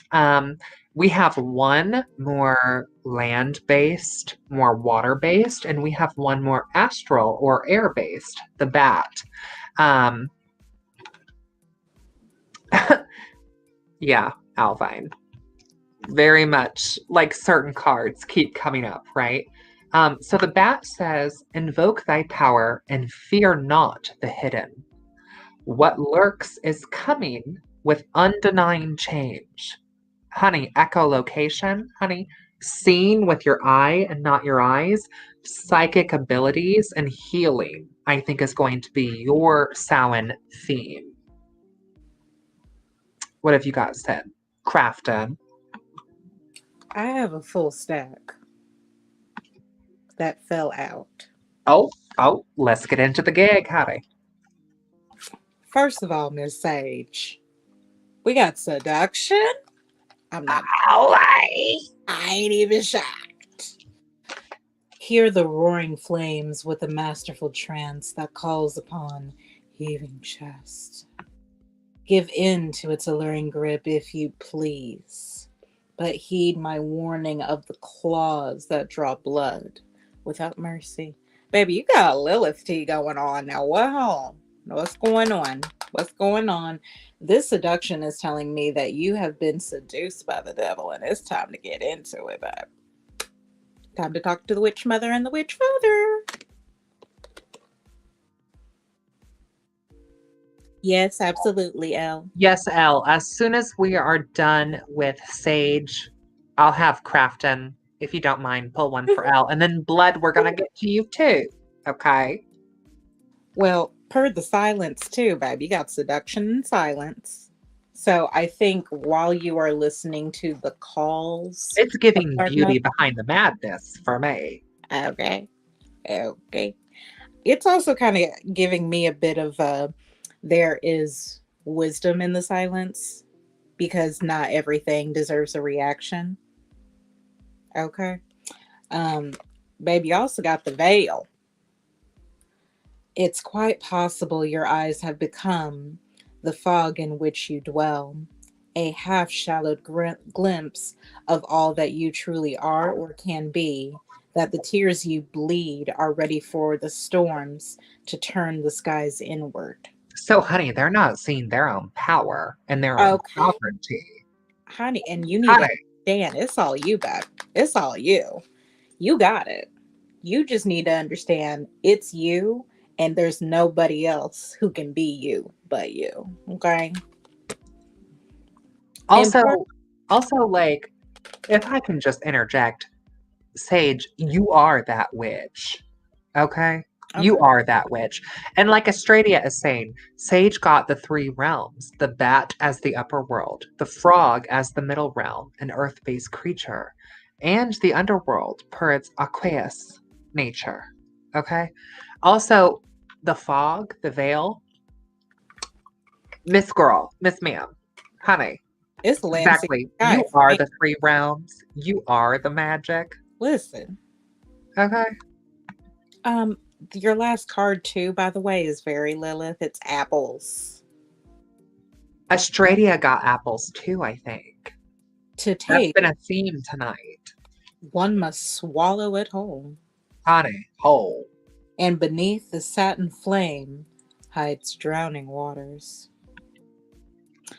This is kind of giving me, what is thou like to live deliciously? Would you like to taste the forbidden fruit? Would you like to seek the knowledge that comes with Also, also too, like familiar spirits. this How is the about familiar spirits, Sage? What does that look like for you? I'm getting very witch blood too. I'm getting very witch blood from that. Maybe Okay. even like ancestral familiars. Mm-hmm. Honey, dare Somebody, I say like Karins? I think somebody's in the way, way back calling you out. Okay. Also, Murphy, hi. Thank you for being here. Sage says, that is where I am in my practice. Okay. Well, listen, babe. Sometimes the cards don't tell you nothing you don't already know. Okay. Okay. See it more as like confirmation that like where you are in your path is where you're supposed to be. Okay. And a lot of people can't say that. Okay. And like Estradia said, Apple Girl's got that good, good witchery. Period. Let's pull one for blood because they've been waiting a while. Blah, blah, blah. Also, I hope to do a live stream with blood here on my channel the Sunday after the Witches Memorial. Okay. It's tentative because, like, per the memorial, Uh-huh. I don't know if I'll have the spoons, to put it Yeah. bluntly. Fair. But I hope that I can because, like, you guys go check out Blood, Sweat, and Steel's channel. They do amazing forge craft, working with Bridget, and I hope to one day own maybe a ritual dagger, blood from your forge, when I have the extra coin. And I would love to do our live. But that Sunday that we talked about is right after the Witches Memorial, per the, yes, tentatively. So we have a Witches Memorial on the 12th. So I'm not sure spoons wise. Elle, I hope that you're able to attend the memorial. And Australia, you too. I hope that you're able to come to the memorial. We have some big things planned. I'm really excited about it to really uplift our mighty dead. But anyway, blood. Let me pull a Samhain card for you, babes. Okay. Haunted again. This card keeps coming up all night long. Haunted. I got this card myself, by the way. The breaking of the floor beneath your naked feet, the creaking of the walls as the cold kisses flesh. You're never really alone when the company of hauntings are within your bones. Bless your home, okay? House protections, house wardings. This is kind of, to me, a sign that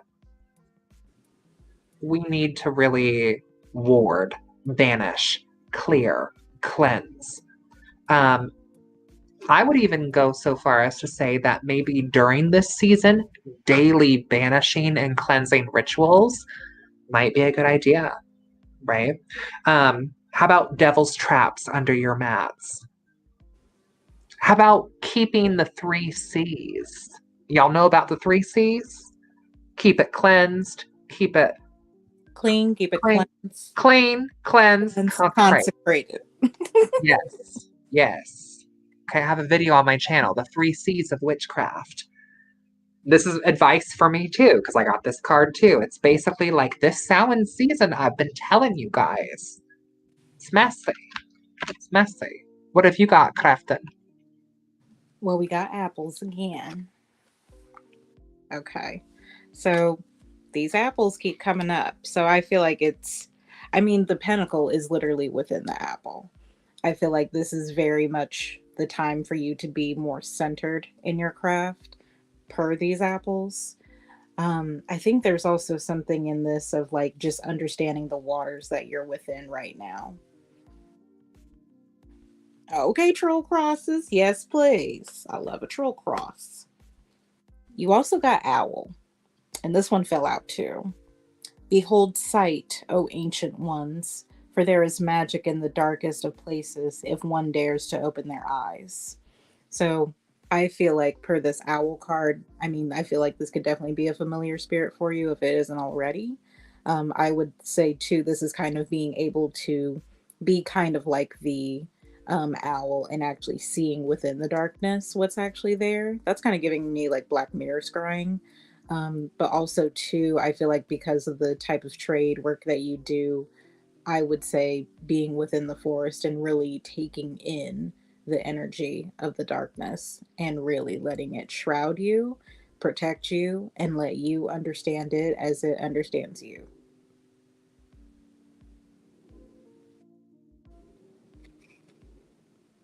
That's what I'm getting. If anyone else would like a card, please comment down below. Donations welcomed, not expected. Okay? Comment down below. I need to do one for L. Oh, yes, do one for L. L, this is for you.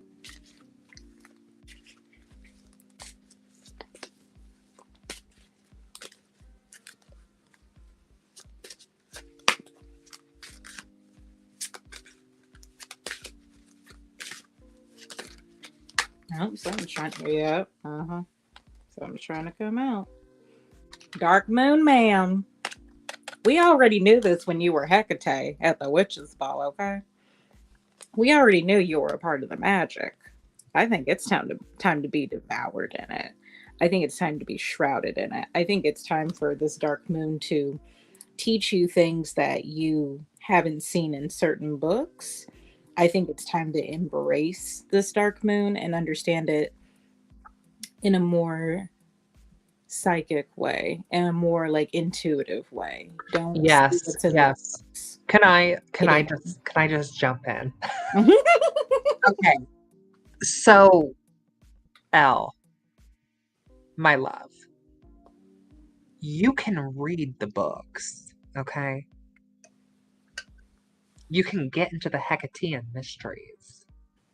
Or go beyond that into like just the dark goddess current, the dark moon current, like that card. But I feel intuitively, so much so I had to jump on here. And I think what Sid is saying is like, it's time now for you to get into your own UPG. Like, you've read the books, babe. Put the book down. Start learning and connecting psychically, right, Crafton? You have your to know. You have your will. It's time to dare. And then learning to keep silent. And think about a lot of these mighty dead, like Gerald Gardner, Robert Cochrane, Chumbley, Anton LaVey, Crowley. They took their UPG and put them into writing. Elle, maybe you need to write a book. I mean, we've been saying that. Howdy. We've been saying. I'm sorry, Crafton. I just had to. You go ahead. Get the quill. Get the quill and start writing. Get the nice ballpoint pen. Get the nice computer. Right. This is what we're saying. You already know. You already know, Elle. Don't mind me. I'm just enjoying my oat milk. I agree, Tradia. Let's get one for Murphy. Here we go.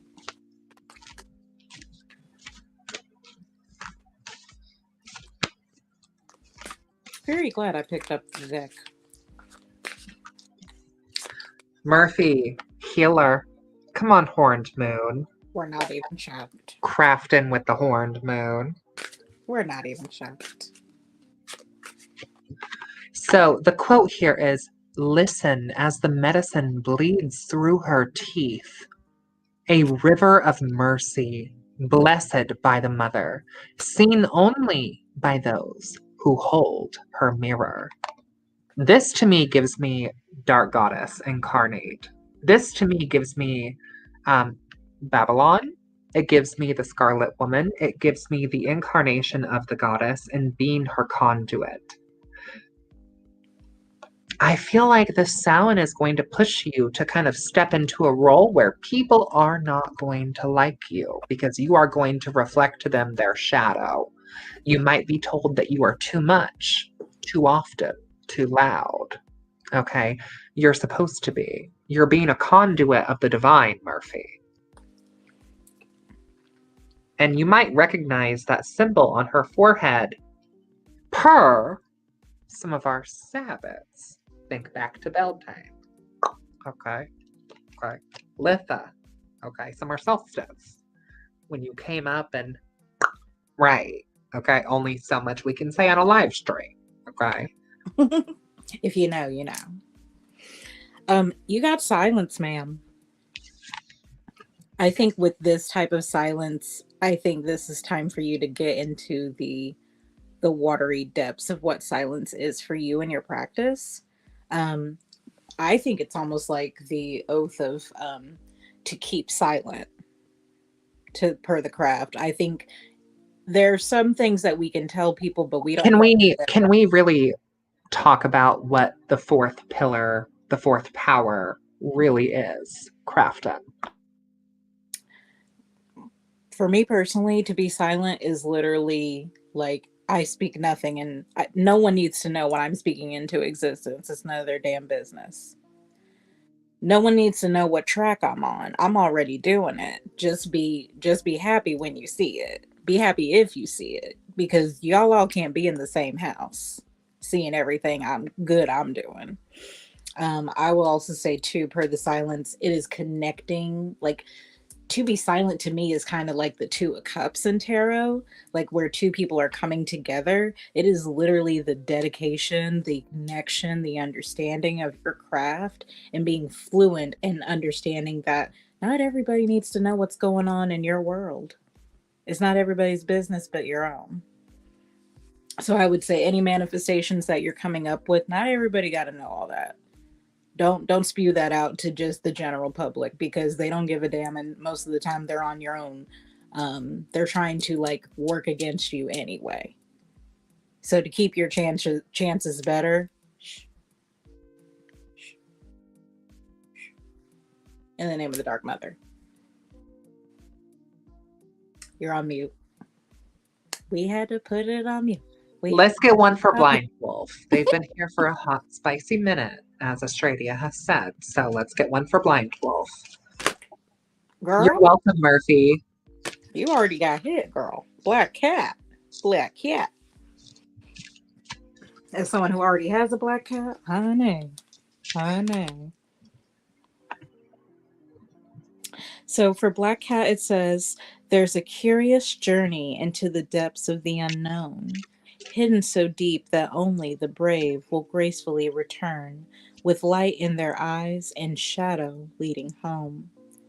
To me, this is kind of giving more of what can we find within ourselves, being like the cat, being playful, being omnipresent, being ever knowing, being ever seeing, kind of being in the shadows, but also knowing what's going on. I feel like this like Black Cat is really like, here are the mysteries. If you know like traditional Rider-Waite, Queen of Wands has a black cat at the very bottom of the card. And a lot of times that's an indication of the mysteries, the arcana, the darkness. Oh, okay. Okay, Black Rabbit named Samhain. Okay. I got the cauldron. Okay. Cauldron, bubble, kitty cats. So, bewitching, yes, it be. Blink and you shall see a bubbling desire left in the brewing rain. Honey, what's our true will? Honey, let's talk about true will. Honey. Have we talked to a Resh gal today? Okay. The will. Your true will. Your like HGA, your holy guardian angel, your spirit guide. To me, the cauldron is also like your black soul, your primal aspect, your animalistic nature, your connection to the planet. It's your magic that's really kind of calling you now. Bewitching, yes, it be. Magic is enticing, absolutely. And you shall see a bubbling desire left in the brewing rain. What is it that you would like to come into fruition the next witch's year? Mm-hmm. Think about those spiritual goals. Brew those in your cauldron now so they may overflow in the next witch's year. Also, per some tradcraft tea here, just seeing in the third eye, per the cauldron, this would also be kind of like the goblet in a way.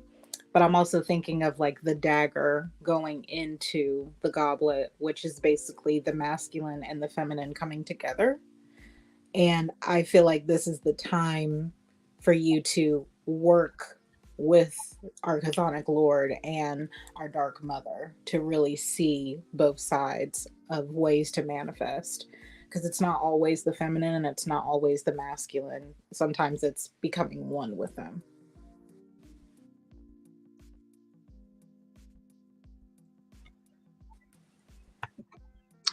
Anyone else who would like a reading, comment down below.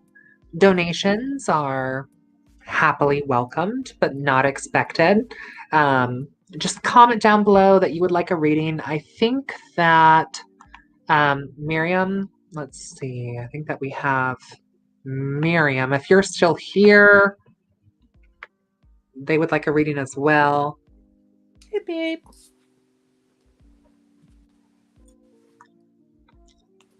So I will be right back. Crafton, Got you. take the mic, babe.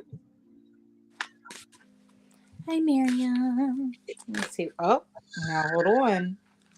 We got a flipper. So we have rooted.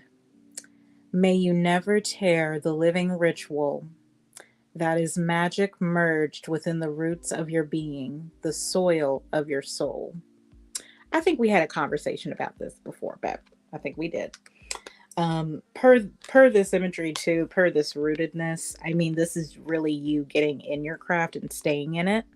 This is you like not trying to wiggle your way out of it. You're not a plant, you're a tree. And when it comes to the craft, this is your time to stand in it. This is your time to plant your roots and really understand now that, like, now it's time for you to grow within this magic. Now it's time for you to breathe in the essence of the lineage of the mighty dead, of the familiar and fetch spirits. Like, this is the calling. This is time for you to really listen and really understand that this is, I'm getting like, if you don't do this now, it's going to make it things harder for you. Accept it, work with it, believe in it and yourself. Because the thing I've learned from the craft is that everything you do for the craft will do for you 10 times over. All the greatness that comes from you, that already exists within you, the spirits already know. And they're trying to tell you it's time to really work with this. Work with your pentacles, work with your own autumnal body, understanding how you can really grasp and make tangible changes within your life while being rooted, making the manifestations as the witch.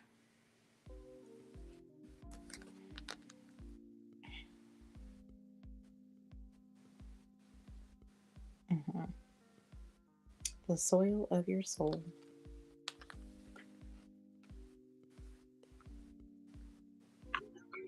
Honey, Okay. honey, It's the word for me. girl, And rooted. honey, Miss It came out. Miriam, honey. Honey. Damn.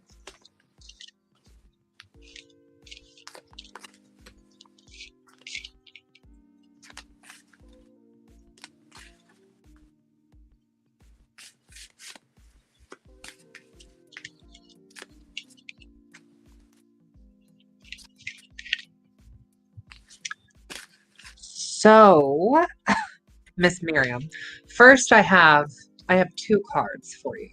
One would be the spider, which Uh, I love the art on this card. I feel like this could also be like a witch's familiar spirit for you. What a wild web we weave, dear child, a delicious mystery untamed. And I also got rooted for Miriam too. Howdy. oh, well, well, you heard it here first, Miriam. You're gonna have to So start doing double it. entendre, I would say. I would say if you're not all, I mean, to be fair, you do have a lot of plants, so I think you already know it's been time. It's funny Also, how you've been around too, for like so you came keeping things fourth power, babes. Okay? You came to the equinox. You dedicated at the amphitheater. long. You signed your name in the black book. Verbatim. Have you forgotten? This Samhain is going to be different for you. And I feel like the spirit of the spider and the spirits of the roots are calling you and coming to you now. Honey. I always feel like too when like personally when you're called out by the spirits, it's not like a little Tinkerbell kind of moment. It's not like he And just I hope, wanted to Miriam, I hope that you're not walking away from your craft either. I I think Honey. I think one big theme we can understand from the Samhain Oracle and these readings is that sometimes we get pulled back by the mundane world, like our 9 to 5s, things happening at our jobs, things happening with our friends and family. Sometimes we get so in the physical that we forget our astral. Sometimes we get so in our below, like in our middle world, we forget our as above and so below. And I think it's sometimes it looks like to the craft, it looks like you're walking away. But really, the craft is like, no, just understand what you need to do. That way, you don't have to keep doing this over and over again.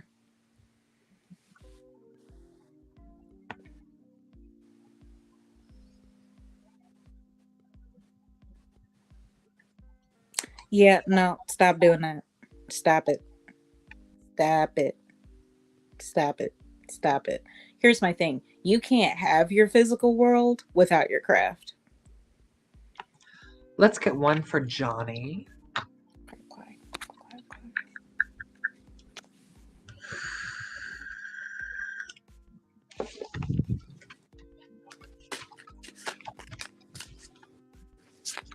Thank you for the stars, darling. Thank you.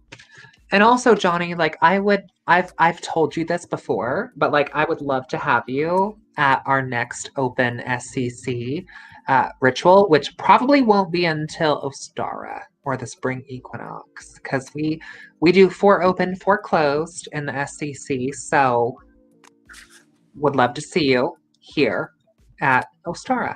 Okay. Honey, just the jumping ones for me. I got elders again. Okay, elders and ancestors and the altar. And the altar. Okay. Elders, birthed from the seed within the belly of the moon, they are the wise felt touches over our hearts and deep within the marrow of our spirit. It's the mighty dead for me. It's mighty dead. It's witches of the past. Look into some of these Western esoteric, influential people of the 19, 18, 21st century. Okay? They have messages for you, Johnny. I think you'll be surprised what things you can learn from those elders, because I feel like personally, like elders weren't really a thing when I first got into the craft, but now it's kind of like monumental for me to understand what they did. So that way I can improve things that they did that I didn't like. You also got, for me, you got altar. A sacred devotion, a worship skin, deep rising from the ash, the waters you keep. I think this is definitely um I think this is definitely like making an altar for your spirits. I think if you haven't already done that.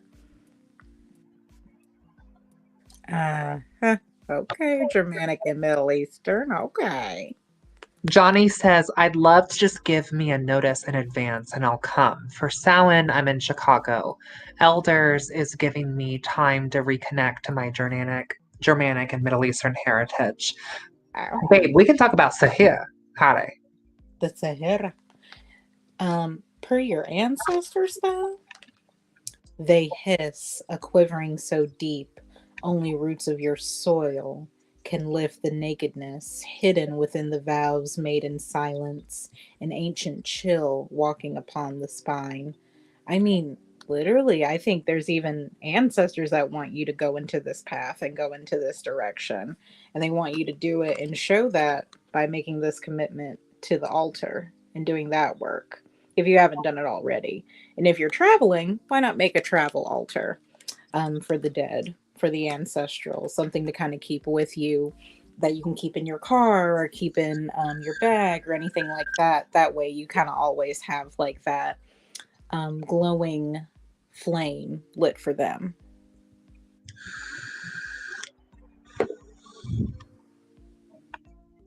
Let's get one for Patricia. Okay. Patricia. Oh.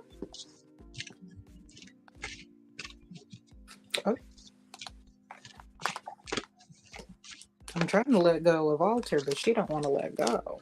I'm like, honey, I already got 3 or 4 altars. I got ritual. This is the first time this card has come up tonight. Okay. We love her. I got ritual. Let me see what we got for Patricia. It says, can you feel them? Wild creatures linked by the very blood you spill into your craft. A ritual of dedication to self and those who gaze.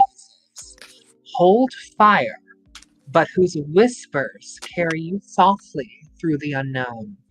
This to me, Patricia, gives me Hulda, but it also gives me like the witch mother of the wild green. It gives me the queen of Elfame. It gives me oak and holly. It gives me light and dark, sun and moon. That duality, that dynamic. Okay, apples again. Apples again. Look.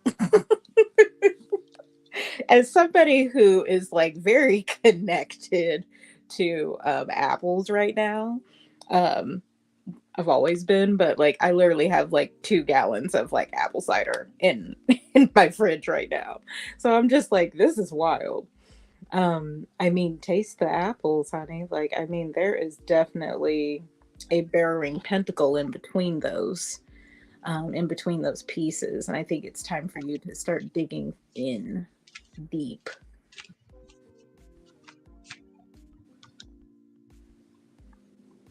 The deeper, the better. Oh, I said it once. Apple Girl's got that good witchery.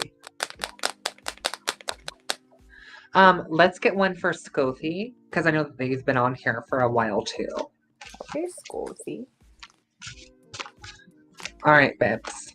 So for you, I have the Underworld. This is a new card tonight. Mm-hmm. That one came up earlier on my end. Hand over your known. A shift is near. Take a leap. Your journey is clear, Scothy.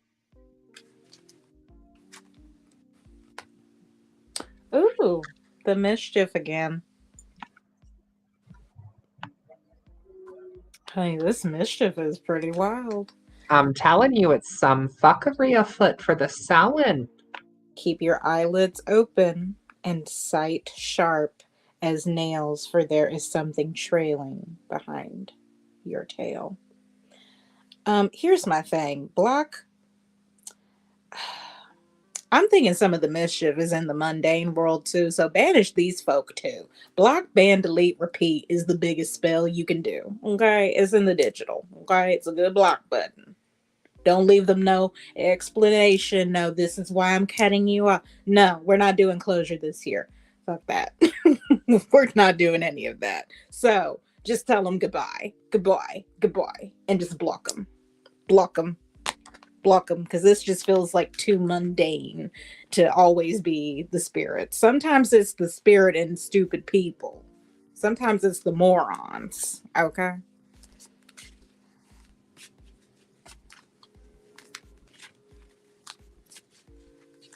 Big purr. Okay. Okay. Big Let's purr. get one for Bianca. Big purr. Okay. And when is she coming into the witchery, honey? Bianca's here. Okay. Bianca just needs No, to she's step here, forward. but I'm saying the covenry of the witchery. I'm saying the lineage of the witchery, the degrees of the witchery. I've been seeing her. You and Johnny. You and Johnny for Ostara, honey. Now, come on. Be a seeker, be a dedicant, be a petitioner. Now, you got a come couple on. of months. Just plan in advance. Get You your know. Witch's Daily Planner. You know, which I will say that in the FCC, we don't publicly advertise. So the girls who get it, and the girls who don't, won't. Period. Okay. But if you're interested in that, like, talk to me or Crafton. We can make a channel for that since y'all are local. Bianca, for you, I have ancestors. I got silence again. These are themes, babe. The spirits are talking, babe. I think especially with ancestors in silence, it's time to start listening to them, because they've been telling you it's time to come through.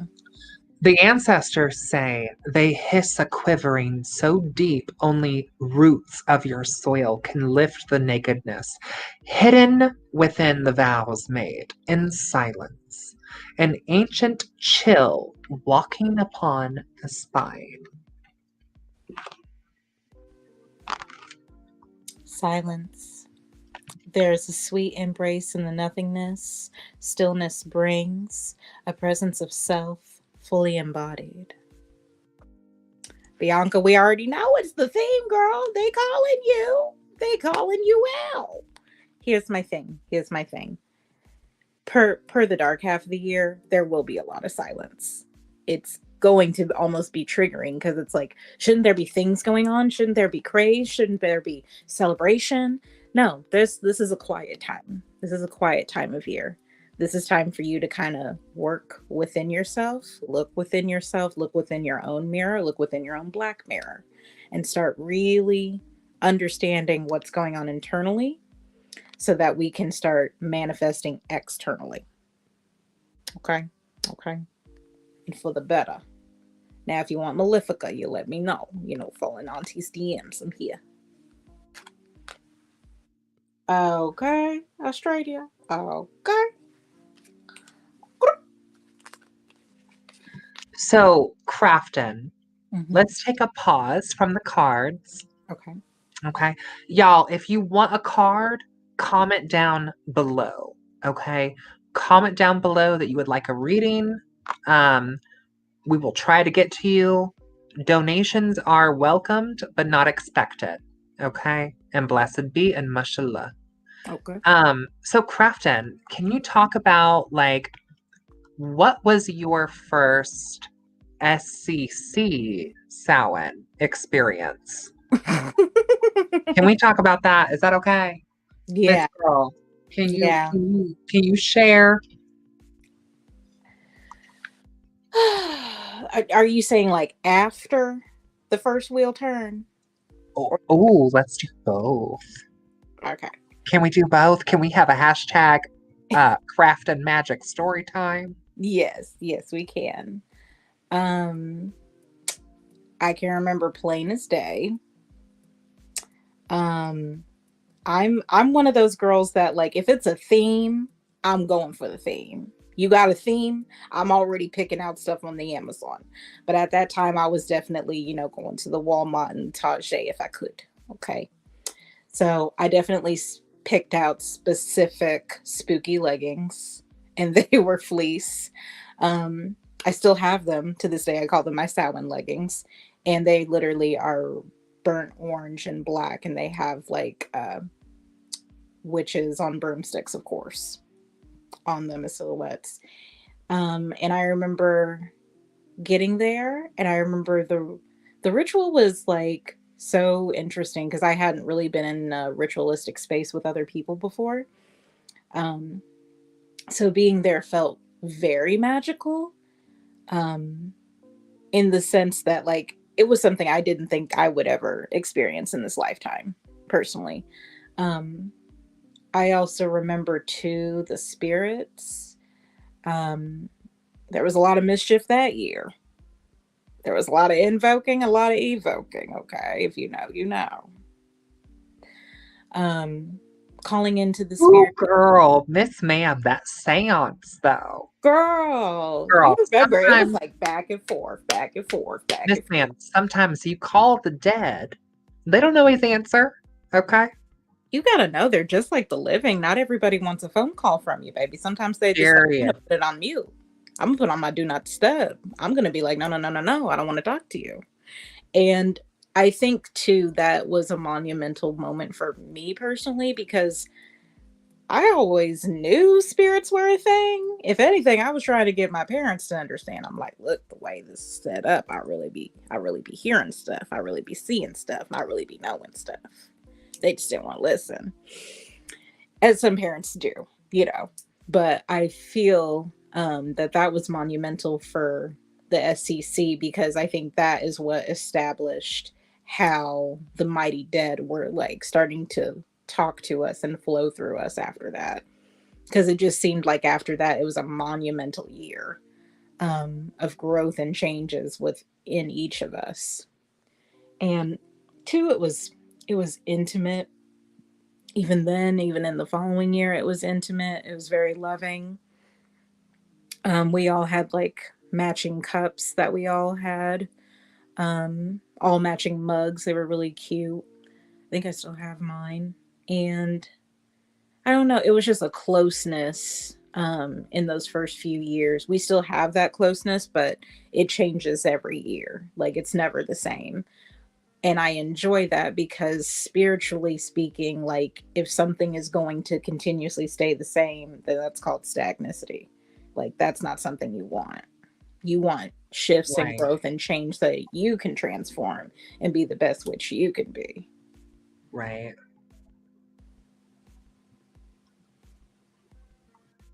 So, what is Samhain like for you now as an initiated coven witch of what, the better half of a decade?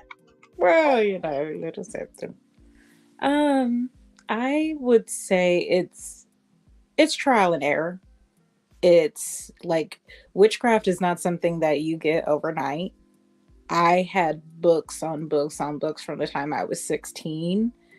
And like, I feel like just in the last 5, 6 years of being in um, an initiated neo tradition, I'm fully starting to understand and learn like what Samhain really is. So Samhain to me, to kind of break it up, Samhain to me now versus then is definitely um, grieving. I have a lot of people that have crossed the veil way before their time, and I'm sure everybody does in their own way. And it's the first year that I've actually fully acknowledged that they're gone because it's like that intuitively, that every day that you wake up, your life is completely different because they're gone. And now I actually have been grieving specifically knowing that they are gone, but that's okay. It was kind of like it was untimely. That's kind of what death is. And life, death, rebirth, and that cycle is something that I'm learning to kind of like carry on in my practice of like, you know what? Whether it's a job, a friend, a partner, a person, a place that you used to go to, a place that's no longer there. Grief and death comes in so many waves. There's going to be many people you leave at jobs. There's going to be many people that you leave um, in relationships, there's going to be a lot of death in different ways, and that's not a bad thing. But I finally put up pictures of the ones that I care about most. And I think that was big because in the last few years, I struggled with that so hard. I could never look at those pictures. Now I decided to go to Goodwill and find like the good old school, like golden frames um, for my parents that have passed on.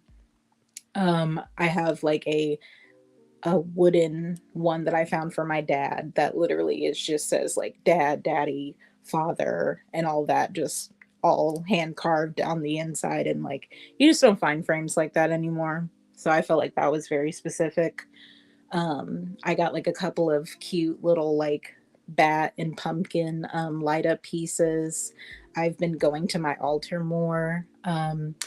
Lilith showed me the way, and I didn't realize that rose and sandalwood were correspondence to her. And I now have that as my wax, my main wax warmer that I use every morning. Um, it's little stuff. I've been finding lanterns recently, so I've been getting the full Hecatean vibe from that. I've been working a little bit with Aradia and understanding a little bit more of the Gospel of Witches. I've been reading that a little bit more. So I feel like I've been kind of going through my own maiden mother crone, kind of like my tattoo is here of each of the goddesses, which is kind of hard to see, but my maiden, my mother, and then my crone. So I feel like I'm actually like embodying that energy as opposed to before being like, yeah, like this book said for Samhain, you need to do an altar. So I did like 3 candles. Now it's like more intentional. Now it's more like embracing the fact that that psychopomp energy of like from Court Persephone and, Which, like, that. let's give a shout out to Lainey here in Indianapolis, Indiana at Ink and Alchemy. Honey, her work, impeccable. Honey, Hade, honey, Hade, Hade, honey. Hold Hade. on. Honey, She her said, now work, hold on. Now hold on. impeccable. Honey. Impeccable. Impeccable.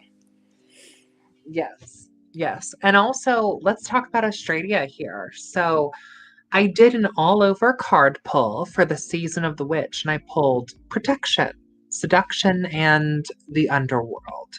So protect yourself and your space, hear the call of your witch blood, connect with the ancestors, and follow the crooked spiral path below into the underworld. I mean, we already know, Bab. Come on. You've been on this Persephone for a while. So I'm not shocked. Personally. I'm not shocked at all.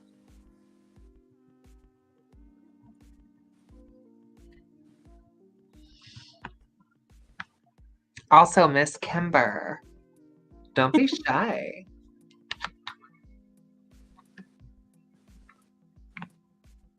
I guess we'll take any like questions, like Q&A questions, or if anyone wants to like hop on this stream, maybe we'll do that. But if not, we're probably going to end this stream in like the next 10 minutes. Okay. Cool.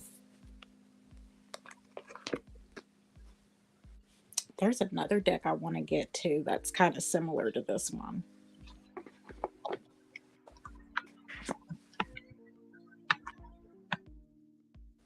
Hello. God knows I have so many decks, it's not even funny. This one is just a new one I grabbed. Very good if you're I identify as non-binary, so this one's like a really good tarot for that, and I'm just got it the other day, so I'm going to start working with it soon. The Rainbow Moon Tarot.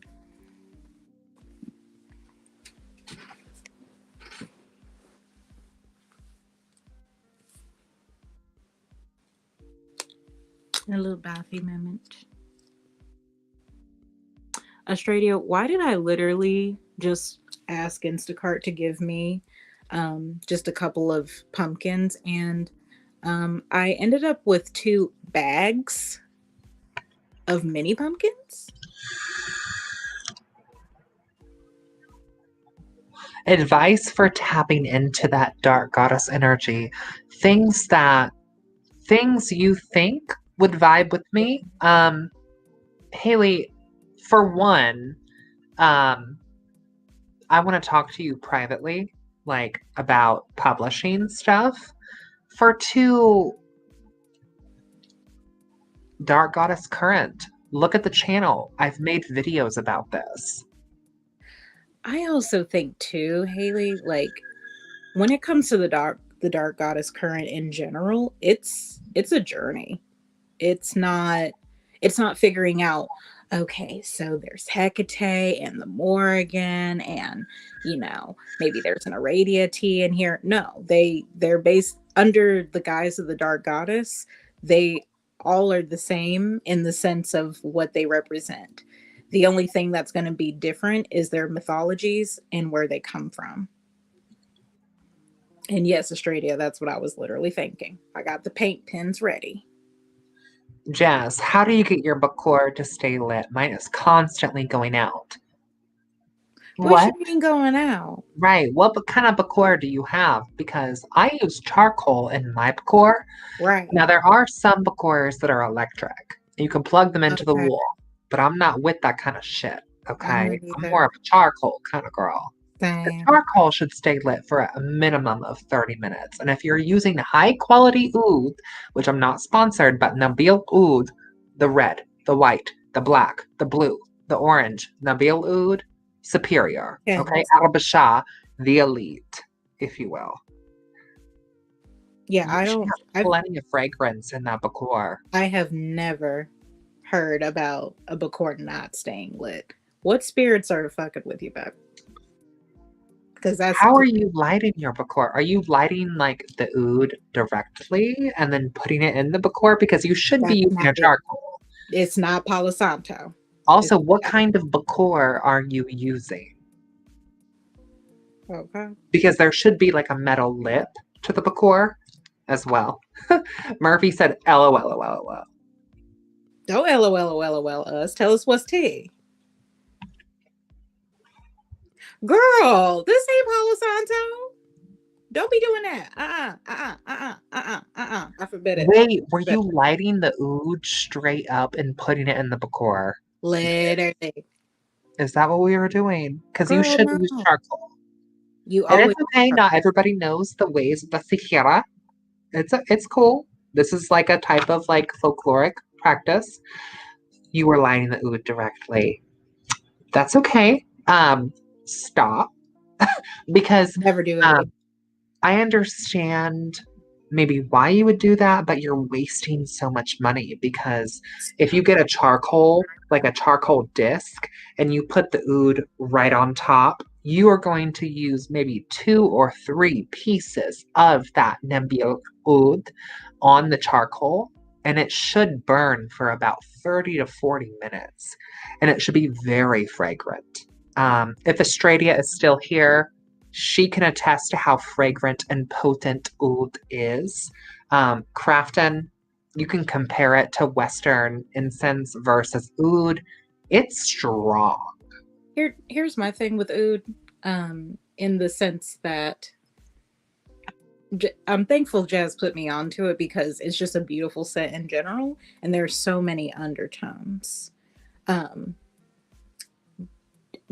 essentially, you're going to have some form of like an opening, and your tray is going to have the charcoal. You just take your charcoal with a nice, cute little a nice cute little like spatula basically, and you're basically just going to light that, and then you're going to put it on its bottom so that way you can have the oud be held up easier. Things I learned from Jazz. And it just smells so good. Like it literally goes from like the front of my house to the back of my house personally. And my house is not super duper big, but like it definitely is more fragrant and potent than like I'll have incense, but it usually wavers after an hour. And I usually have to do like 3 or 4 or 5 sticks just for the scent to stick. Oud's not like that. Oud can stay for about a day or two in my house.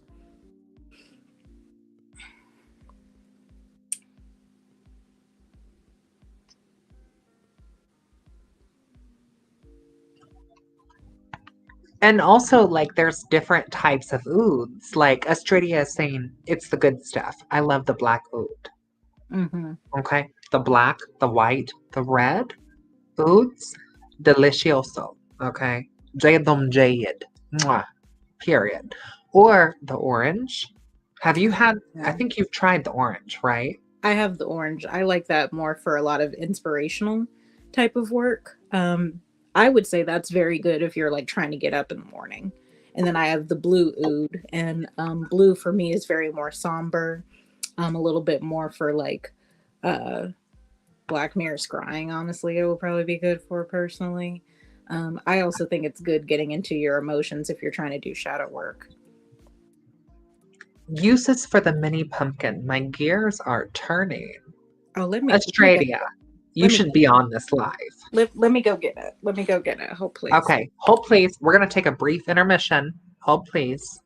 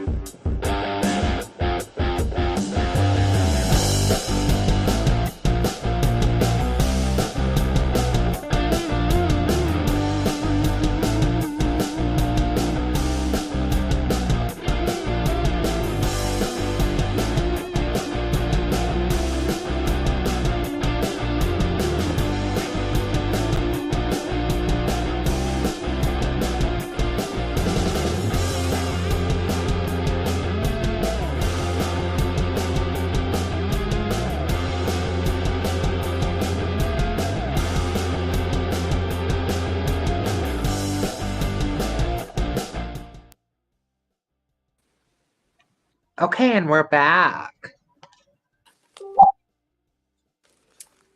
So I'm going to send Australia a link to okay, join us. Honey. I'm just gonna say And that Camper, you better hop in here too, babe. I'm just gonna say it really do be the spirits wanting me to do stuff because these pumpkins apparently come from Frey Farms. You mean like Freya?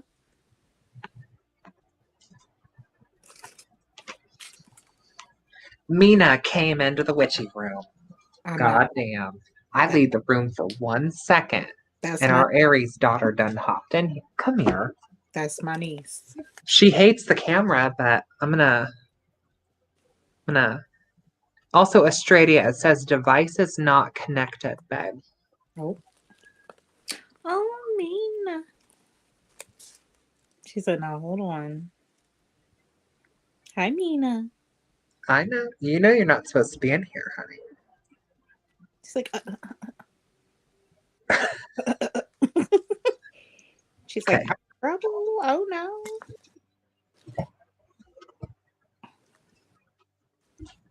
This is so wild.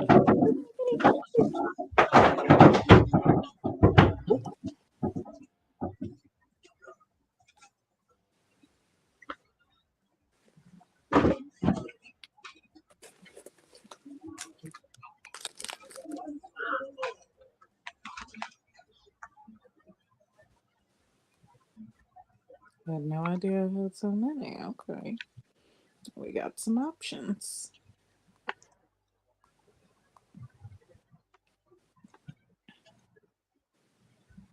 Hello.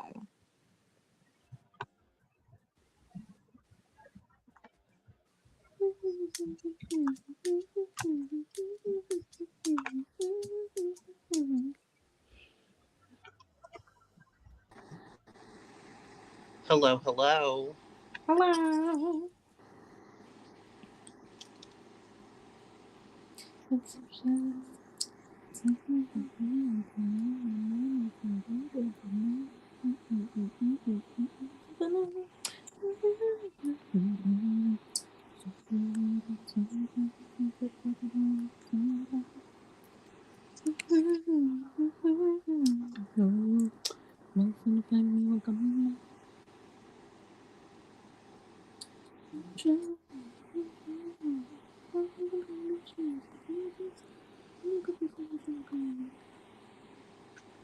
Huh.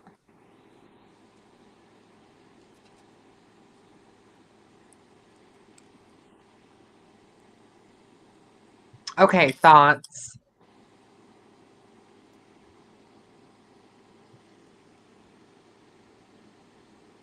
Use the oud.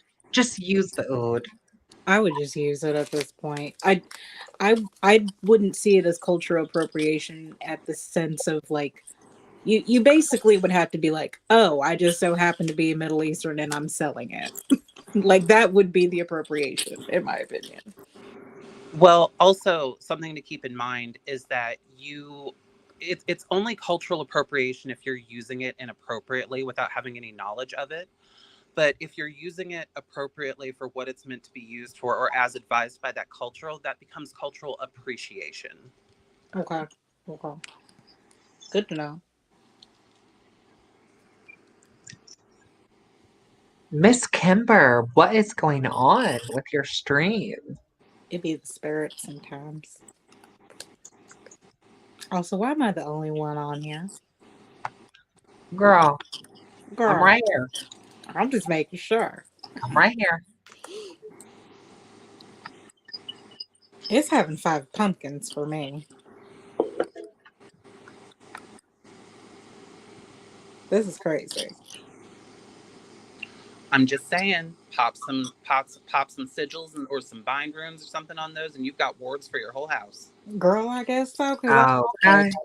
I was so here's the thing. I just thought they were like it didn't say 5 count from what I remember. I thought it was just gonna be like 1 or 2 pumpkins. I got 2 bags of these. Well, So I was like, I guess we're warding the entire house front to back, front to back. And back to front, okay. And that's on Mischief. But they're so cute. I've never had tiny pumpkins.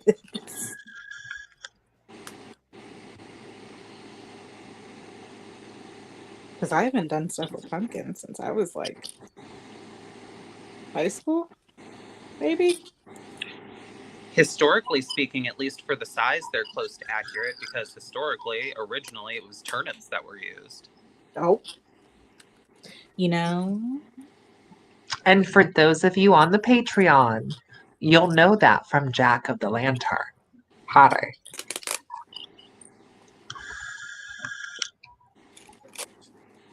They're so cute. Which a whole episode or live stream or something could be done purely over the topic of the story of Jack-o'-lantern.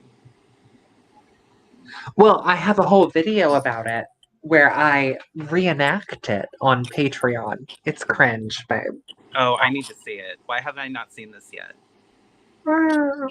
You know.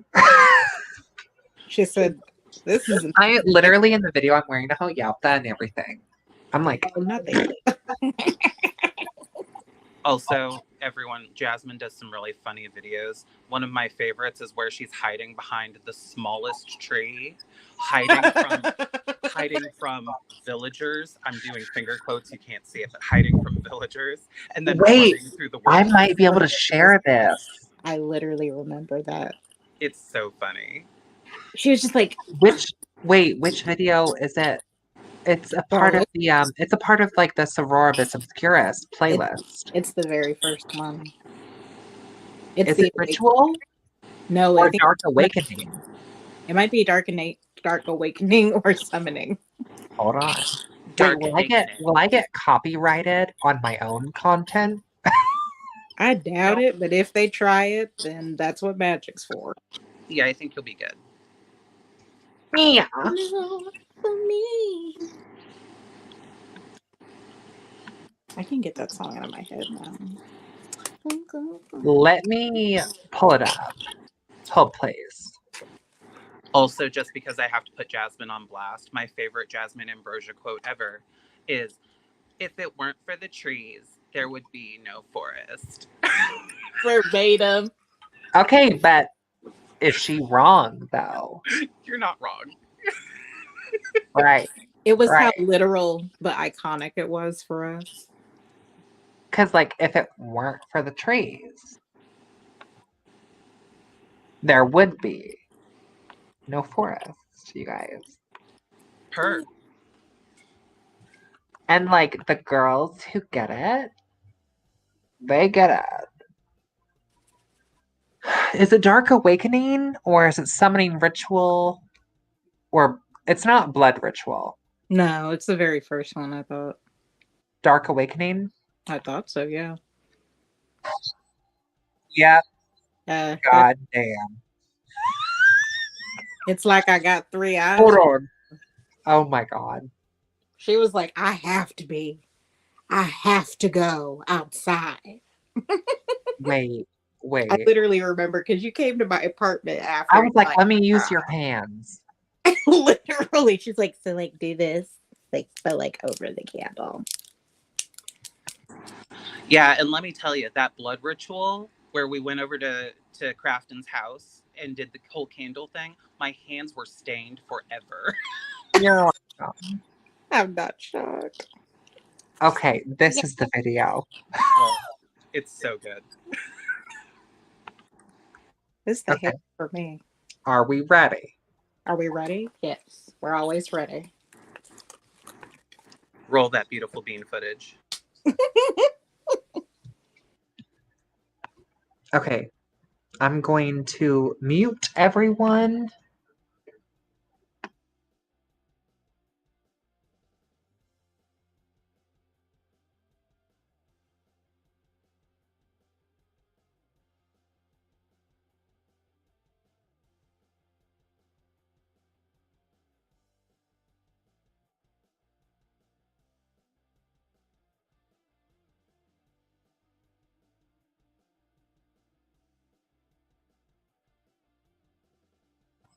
Okay, hold on. Wait. Stop. Hold on. Hold on. Wait. Wait. We fucked up. Hold on. Girl, hold on. Okay, hold on. I have to share it with audio. Okay. Share audio. Bless. This is why I need people to do this for me. I don't know what I'm doing.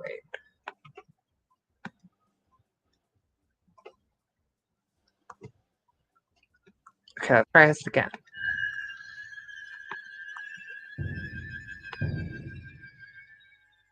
Let me tell you a tale. The oldest question. Are you born a witch or are you made a witch? The answer is simply both. I struggled to fit into this world that was never designed for me. Alone, afraid, outcasted. Until she found me and brought me to the sacred space, knew I had to remember and awaken to these arcane powers that flow through my veins. No longer would I hide. It was her who reminded me, who made me. She awakened the magic in my very body, soul, and spirit. I am a witch. I committed myself to understanding this arcana, and I knew that there would be no looking back. This is my destiny. I am her priestess, Connie. I am her priest looking back.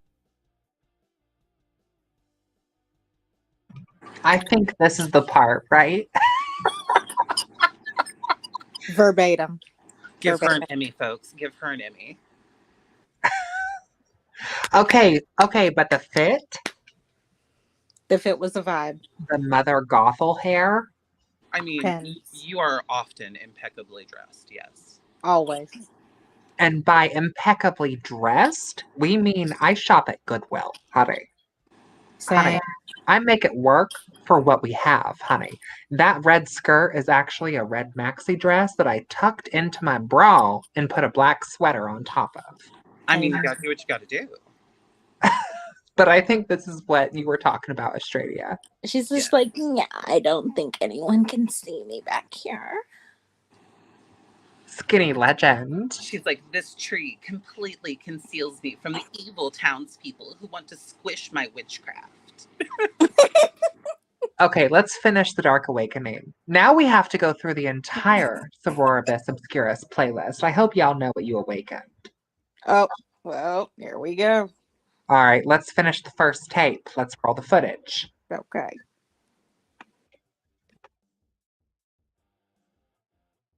Back. This is my destiny. I am her priestess. Come and meet me at the water's edge. I will show you how to remember. Remember your sovereign power and your birthright. She who can be the embodiment of darkness, yet whose inner light guides the way. A witch is born when they remember the power they wield, that they are able to control and manipulate currents of the cosmos. They call witchcraft an art form because it takes not only skill, but courage and grace to wield these powers so effortlessly. She who is defiantly liberated and seals fate and battle. Can you remember? Do you remember who you are? The power that you hold? That, my child, is the first step. The second is not letting that power consume you. Now, come on, she ate with this. She ate with this. Oh no, hold on. Let me not get a copyright. She said, now hold on. Let's What? not get that copyright now. Okay, so like thoughts about the first take. Me and Baffy, both Baffies really enjoyed it, you know. Iconic. But that tree part still gets me every time.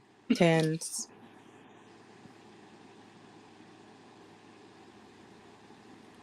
We're a servitor family over here.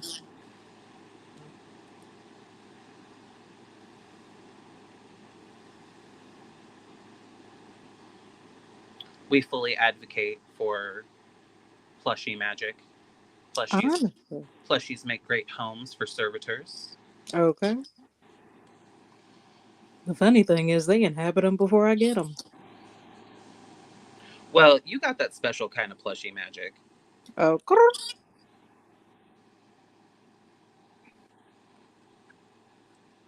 I usually take one of them when I go to work. You take your plushies to work. That's awesome. Got to. When I always feel like, here's my thing. If you work in this like mundane scape of capitalism, you know what I mean? You gotta do some things that are good for you. And some things that are good for me are having a damn servitor. Mm-hmm. You know, it helps with my anxiety. They're nice, soft, and squishy. And if somebody tries me, somebody's getting their ass kicked. Mm-hmm. Astrally. In this life, in the next life, in the next life, in the next life. Simple. There's a piece of artwork that I recall that I really like. It's of a child. I can't remember if the child was a little girl or a little boy, but it's of a child asleep, and it involves like a monster under the bed situation. But they have a teddy bear, and the teddy bear turns into like this giant like scary bear to fight off the monsters under the bed. Period. And I feel like there's a lot of, stuffed animals. And a lot of adults anymore are big on collecting stuffed animals, and stuffed animals are great for servitors. Honestly. You can even turn stuffed animals into charm bags if you stuff them with the right stuff. Okay.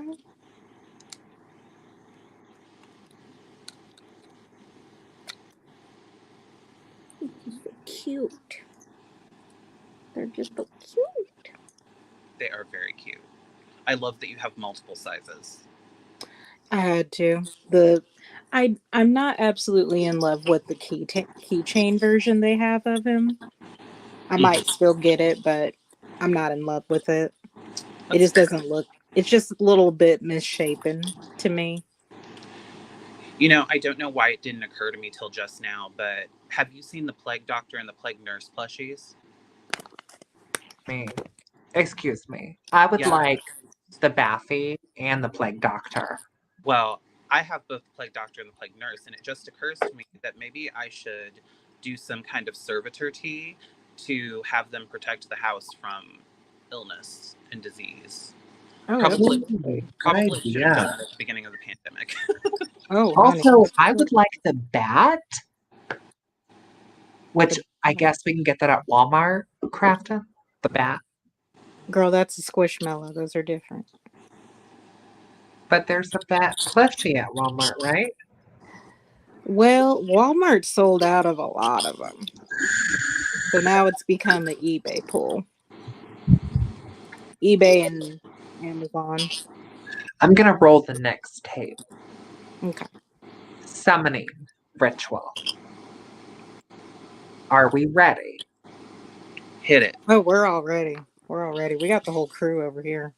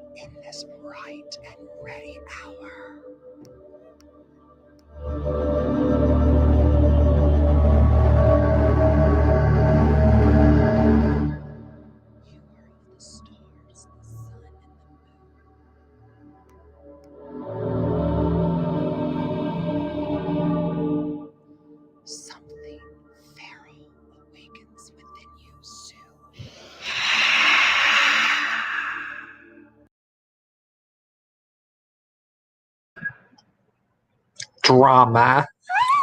Theatrics. Turn. Drama. Theatrics.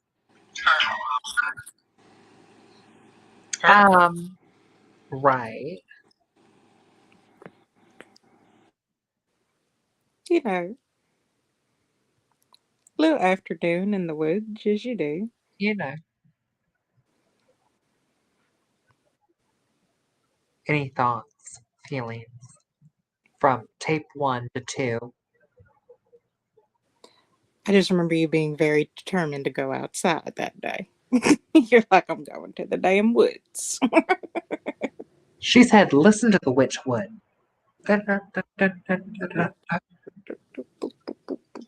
The next tapes have L and Australia in them.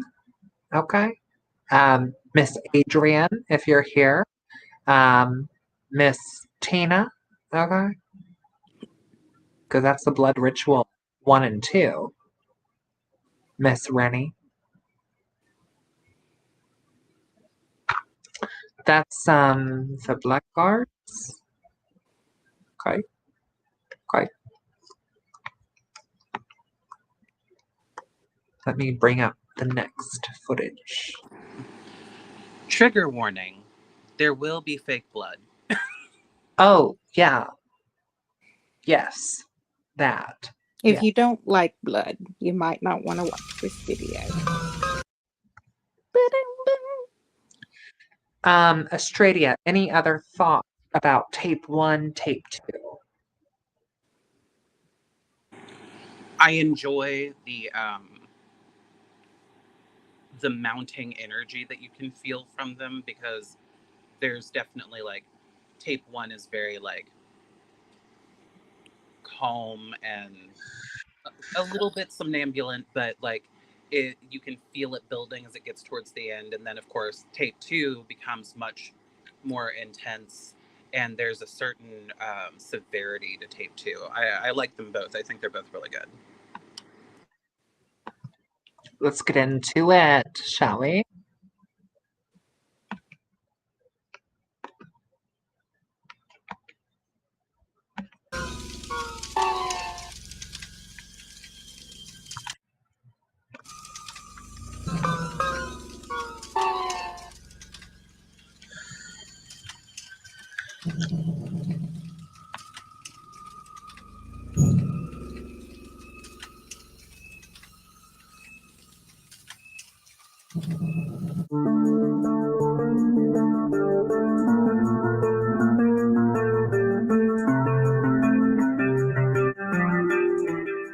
Sororibus obscurus.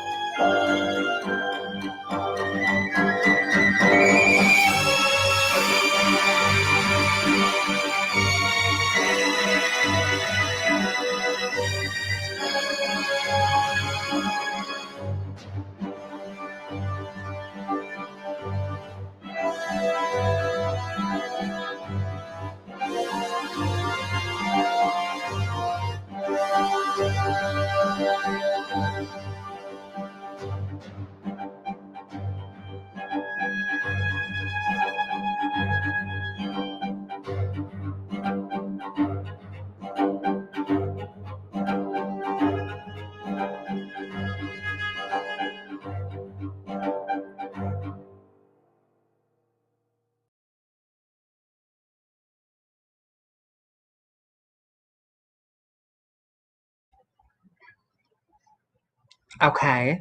Okay.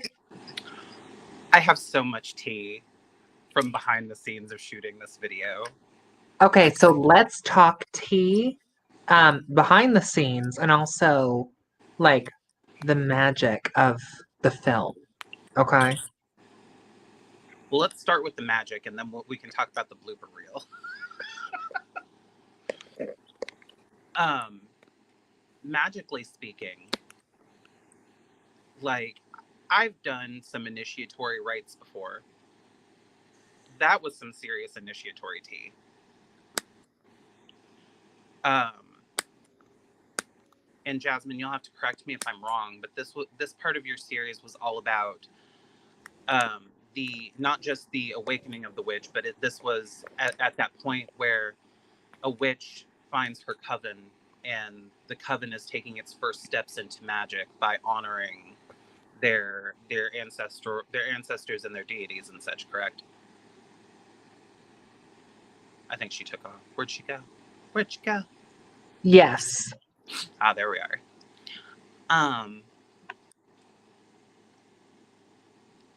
As one can imagine, it was cold as heck that day.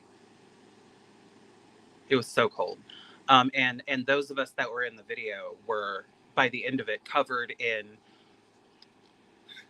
this substance that Jasmine mixed together in her kitchen. The original fake blood that she made was vile. It was all kinds of stuff. Like, I don't even remember everything you put in it, but I think it had like ketchup and cocoa powder and other stuff in it. Well, the original we made in Crafton's kitchen. And if you're on Patreon, you'll see that. The original fake blood was You gross. you will see. You will see the fact that I love Jasmine Ambrosia. Okay. Because I walked away for 5 minutes and came back and she was putting ketchup in this. And I was like, what in the hell are you doing? She was like, it needs to be redder. I'm like, You we call guys, that I food thought it was like coloring. a Mighty Dead thing. Okay, No, and I was wrong. it was a wrong. Pisces delusion. You're right. I don't think ketchup has anything to do with the Mighty It Dead. had nothing to do with. I think she just saw the fact that I always have ketchup in my house because she She's a don't. ketchup girl. I'm a ketchup girl. She's Jasmine not, said- and that's okay. But she just decided to put that, and I was like, "But it's your mixture," which Jasmine makes no said- sense. Okay, but did it Jasmine said, taste? "Ooh, this is red. Let me put this in here too." She did.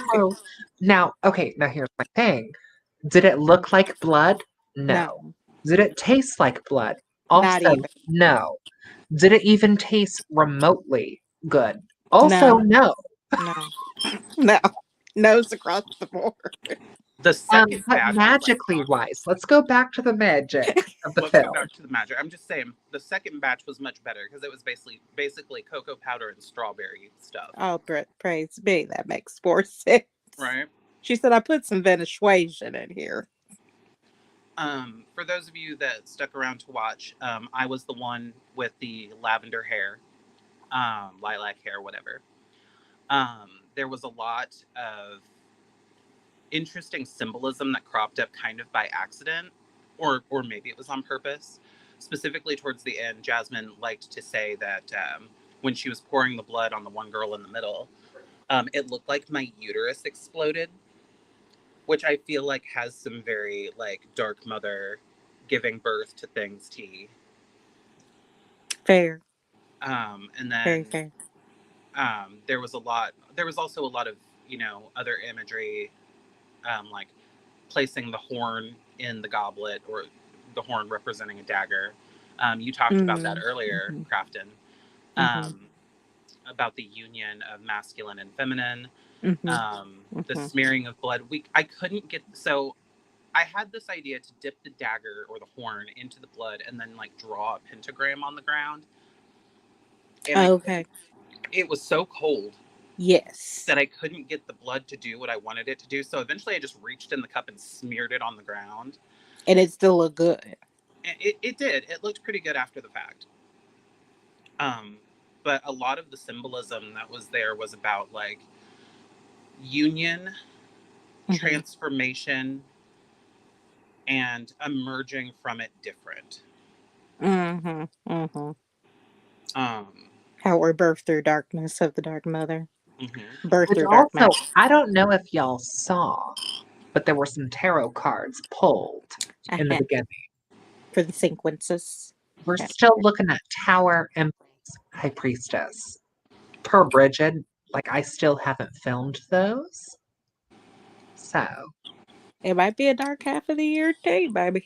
She But likes to give you that inspiration. It's to come, okay? Another piece of behind the scenes tea is y'all don't know how committed to this stuff Jasmine is.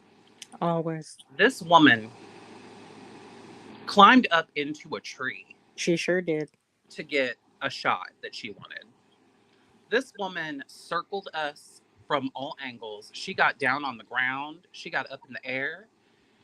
She wanted us to go crawl in the water, and we were like, nah.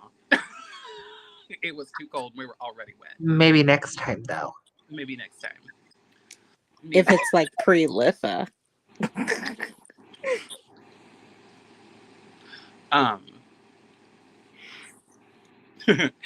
Other funny things that don't necessarily involve Jasmine is Jasmine kept having to get me back on cue because there were just moments where I'm just staring off into space because ADHD is a thing. I would just zone out and Jasmine would be like, Nara, Australia, we need you to be on, we need you to look this way. It was so funny. Oh, and Miss L Well, kept saving me well, too. Miss Estradia, I think that's why you kept your eyes closed most of the footage because I was like, babe, just close your eyes. Just close your eyes. And Mm-hmm. so most of the tapes that you see Estradia in, her eyes are closed. Um, that's for a reason. Okay. Yeah. Yeah. Yeah. Um, I was actually really surprised that my hands were as steady as they were for that shoot because aside from being cold, I have um, nerve damage in my hands, so my hands constantly shake. But somehow I managed to calm my hands down enough to do that shoot, even though I was wildly distracted by everything around me.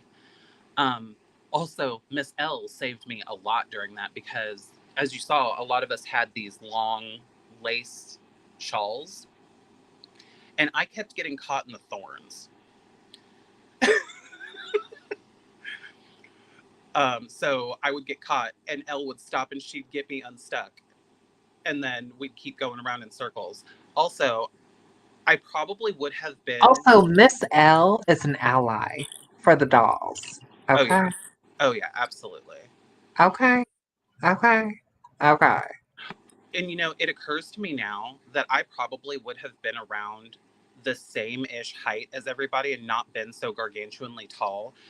But I wore my Demonia platform boots that day because she's a little bit of a goth girl. And so, And blessed be, and those platform boots make me so tall. as you should. And matter of fact, is the next one the tower, Crafton? Is it tower or empress or high priestess? I can't remember. Anyway, you should wear the demonias. I feel Okay. like that's just part of our ministry. Or, you know what? We need those pink shoes per Draculara in the next one, I Oh, think. calling out my Halloween costume. Okay. I mean, if it's gonna be Empress, If it's going to be Empress, I will wear my pink Draculara heels. So play. we have, I think, one more video to get through. Do we have any closing thoughts about Blood Ritual Episode 3 of Sororibus Obscurus Act 1? Any closing thoughts? My closing thought is if you're going to have a gallon of blood dumped on you that's not really blood, it's mostly chocolate syrup and strawberry stuff, do what And I did and poison. do what I did and have a full And face of okay, makeup on so that way when you wipe it off, it wipes off with the makeup. Period. And Crafton, we were kind of talking about this mhm. during the time, and I was like, right, so I know it's snowing outside, but I'm gonna dump fake blood on them. And you're like, but hypothermia. And I'm like, well, you I know. was like, bless your Pisces delusions and the kids who want to help you do them. Okay, because I was like, I'm not coming And she because I surely was, did not. I really did, and I was like, here's my thing, I'm a winter baby. I was born during a storm on a Saturday. Okay. I need nothing more. Also, excuse me, I'm in my book. I've been reading. Been reading while we talking. I gotta do two Also, things at once. after the whole ritual or the video, both video ritual, I went back to Jasmine's house and took a Lady of Affordable Virtues bath in her bathroom sink because I was Amen. covered in blood. Got to.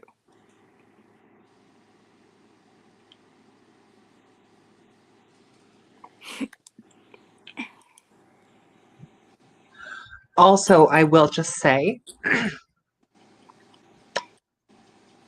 okay, I will just say this. Um, when Australia came back to my hearth and home, Was this Act 1 or Act 2 where we went to my cousin's bar?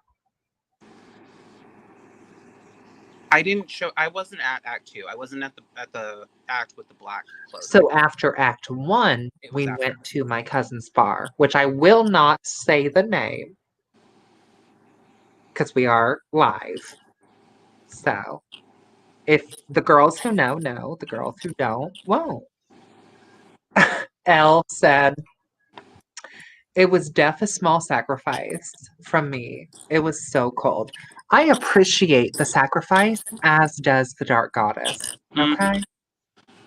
Elle, I am curious to know, how long did it take you to wash all the fake blood off? Because my hands were red for days.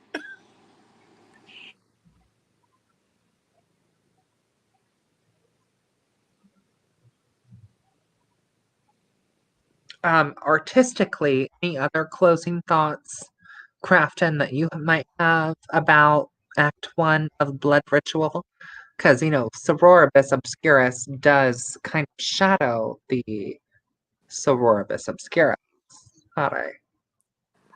I mean, it was just the tea for me, personally. It's a lot of tea in that video, a lot of symbolism. Please follow and subscribe to Jasmine Ambrosia's channel, purely because Miss Luna decided to give us a cameo today. Come on, Miss Luna. Let's get some hearts and some likes on Facebook and on YouTube for Miss Luna. Miss Luna?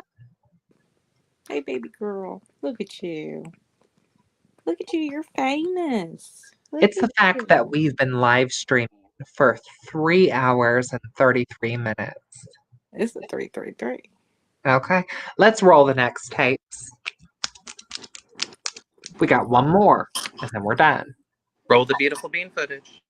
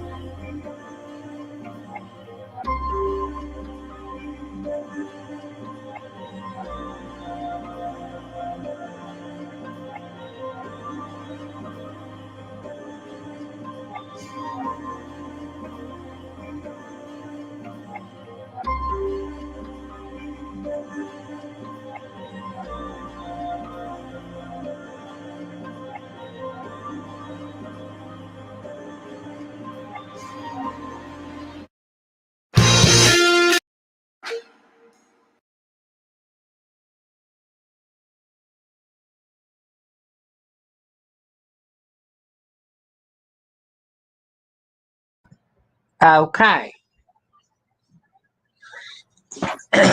And we're back. Good stuff. You want to know what's sad about that is that I actually still have the veil and the dress that I was supposed to wear for that day, but I think Girl. I think I was sick, wasn't I? Yeah. So I guess I shouldn't feel too bad about it.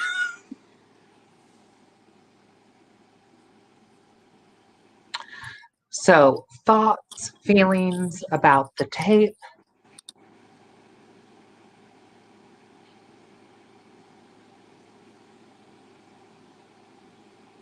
You're muted, babe. You're muted, babe. Vibes. My brain is just like, crit. It was very beautiful though. I enjoyed it. It's going to be interesting what is next for the next card. I feel like building up from that. Come on, Tower. Is Like, Tower is it gonna... Tower then Empress? Well, this one said, stay tuned for the Tower. Okay. Okay, So so here's my Tower then question. Empress. What color are we wearing for the tower? So I think you might have missed something in the tapes because we went from white to black. Uh-huh. Mm-hmm. There's symbolism there. Yeah. Right. And Australia, we've talked about doing a stream on red, white, and black tradcraft colors. And when I was making this, it was well before I was even tapped into the ATW, if you will. Well, part of the reason why I asked is because I would think that we should wear red for the Empress. But I would be down to wear red for any of them, honestly. Well, see, the tower requires arson. Wait, I'm sorry. Arson. The tower requires controlled pyrotechnics. Right.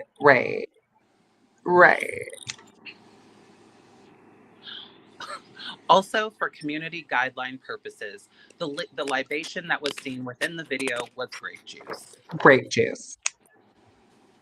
A nice cranberry grape in it. Right. So the tower will require controlled pyrotechnics. Yes.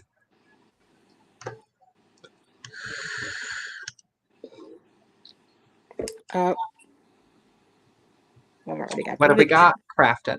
I've What do got we the got? vision. I've already got the vision. Tell us. It's What's just gonna tea? be Girl, a what's nice tea? tea. What's tea?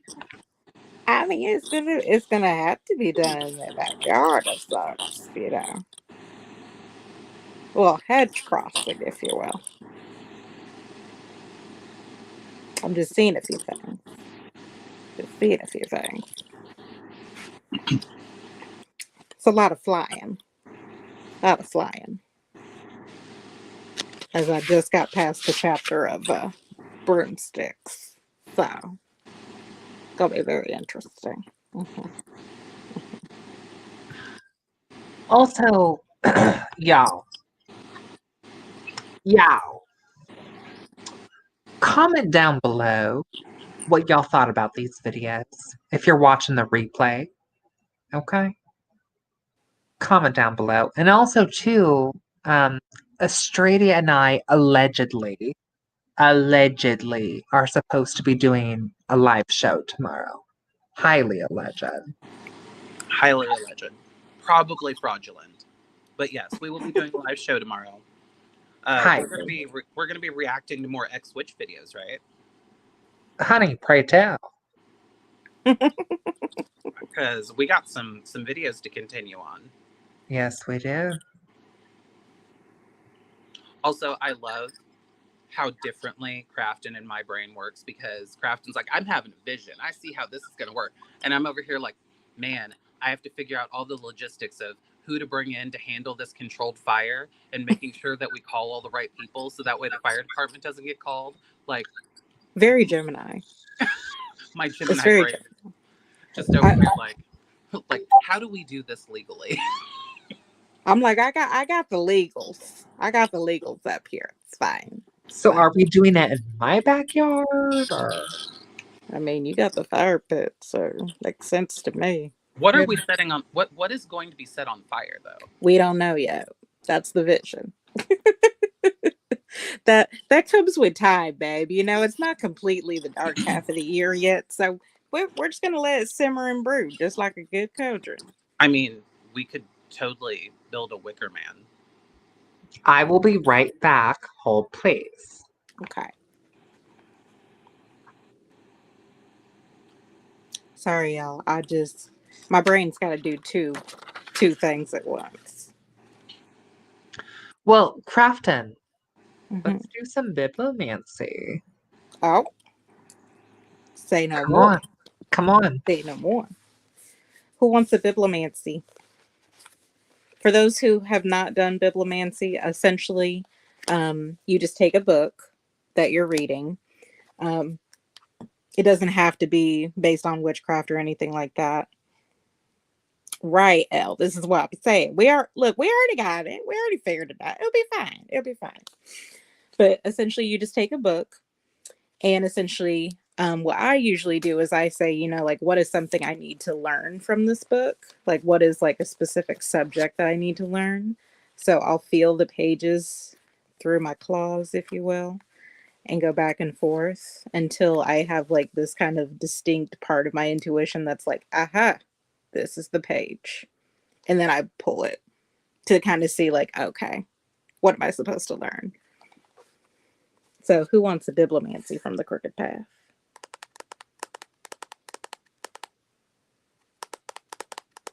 I think I also have my Dark Goddess craft book too, if you want that. Go ahead and do me, Sid. What should I be studying right now? From the Crooked Path? Yes. Okay, hold please. Hold please. I gotta move up.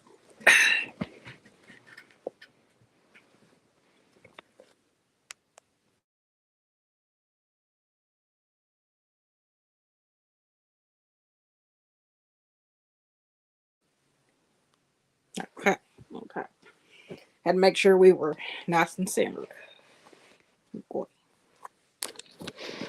Sorry, y'all. The way my alignments are set up, Straight obscura. What is something you need to learn within the perfect path? What is something you need to learn within the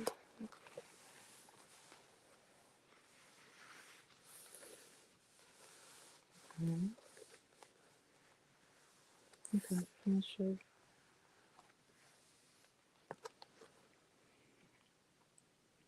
The traditional witch's tools.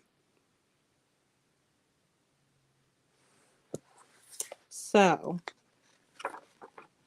it's funny because I'm literally reading this section right now too. So talking about the stang, talking about the broomstick, Medea's cauldron, the cup, the knife, or the dagger, or the athame. There's, I believe in traditional witchcraft, there are 3 forms of knives too. Yeah, in some of them there are 3 forms of knives. There's the So black I'm knife, hearing back to basics. which is funny because it's kind of been what I'm doing.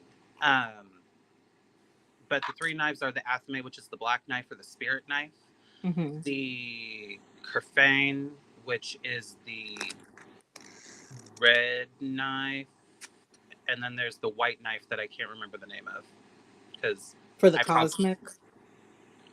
the white knife is for practical. Oh, So it's for cutting physical things. The red knife is for sacrifice and blood offerings, and the black knife is for spiritual. okay. I think that like the way I would have been taught is different, but we'll talk about that later.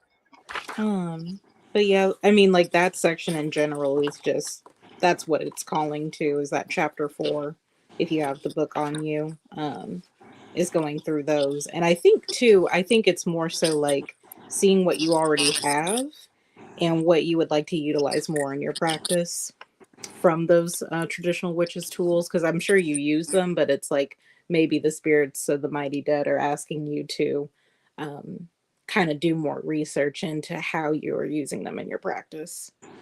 Interestingly enough, I've been feeling a very big pull to get myself a new broom. So Right that could there. be it. Mm-hmm. I need to get another cinnamon broom for the house. Who else would like a bibliomancer? Can we get one for Elle? Absolutely.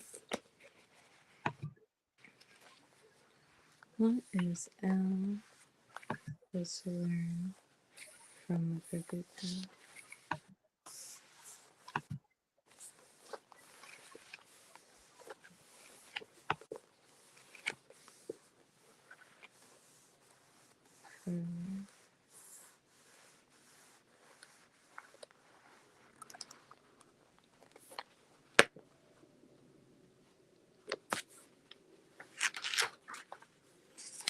The otherworld activities, building relationships and making pacts, learning how to seek counsel from the other world or spirits from the other world, attaining knowledge from the other world, finding healing within the otherworld landscapes, performing spells and rituals, all based around the otherworld. And it does lead into talking about the Witch's Sabbath. So, because it's ending on these particular pages, ending on the Witch's Sabbath, I would say kind of start working with the otherworld more if you haven't already. But I would also suggest, if you haven't started reading Keldon's book on the Witch's Sabbath, to get into that, because I think there's some like kind of flying ointment tea that you're supposed to be getting into. It's kind of like the other world is kind of like, hey, come on, come over there, come over here. We're doing stuff over here. Come here. Stay out of that physical stuff. Come over here. That's what I'm getting now.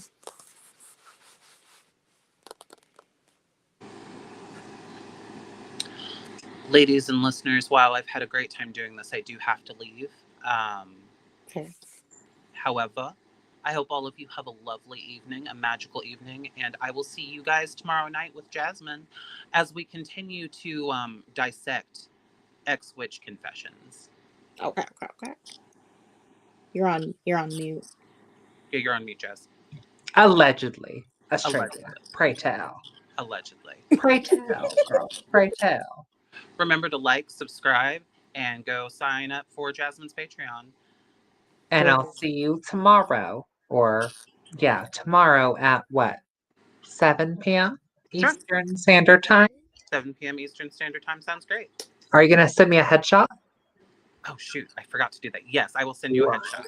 I will send you a headshot before. Okay. Love you. Thank you for joining. Absolutely. I had a great time, and I'll see all of you in hell. In hell. Hell. Infernal blessings. Now, Crafton, before we end, can I get a bibliomancy as well?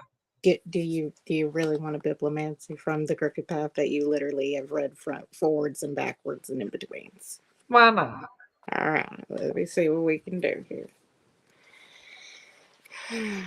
What does Jasmine Ambrosia need to learn from the Crooked Path?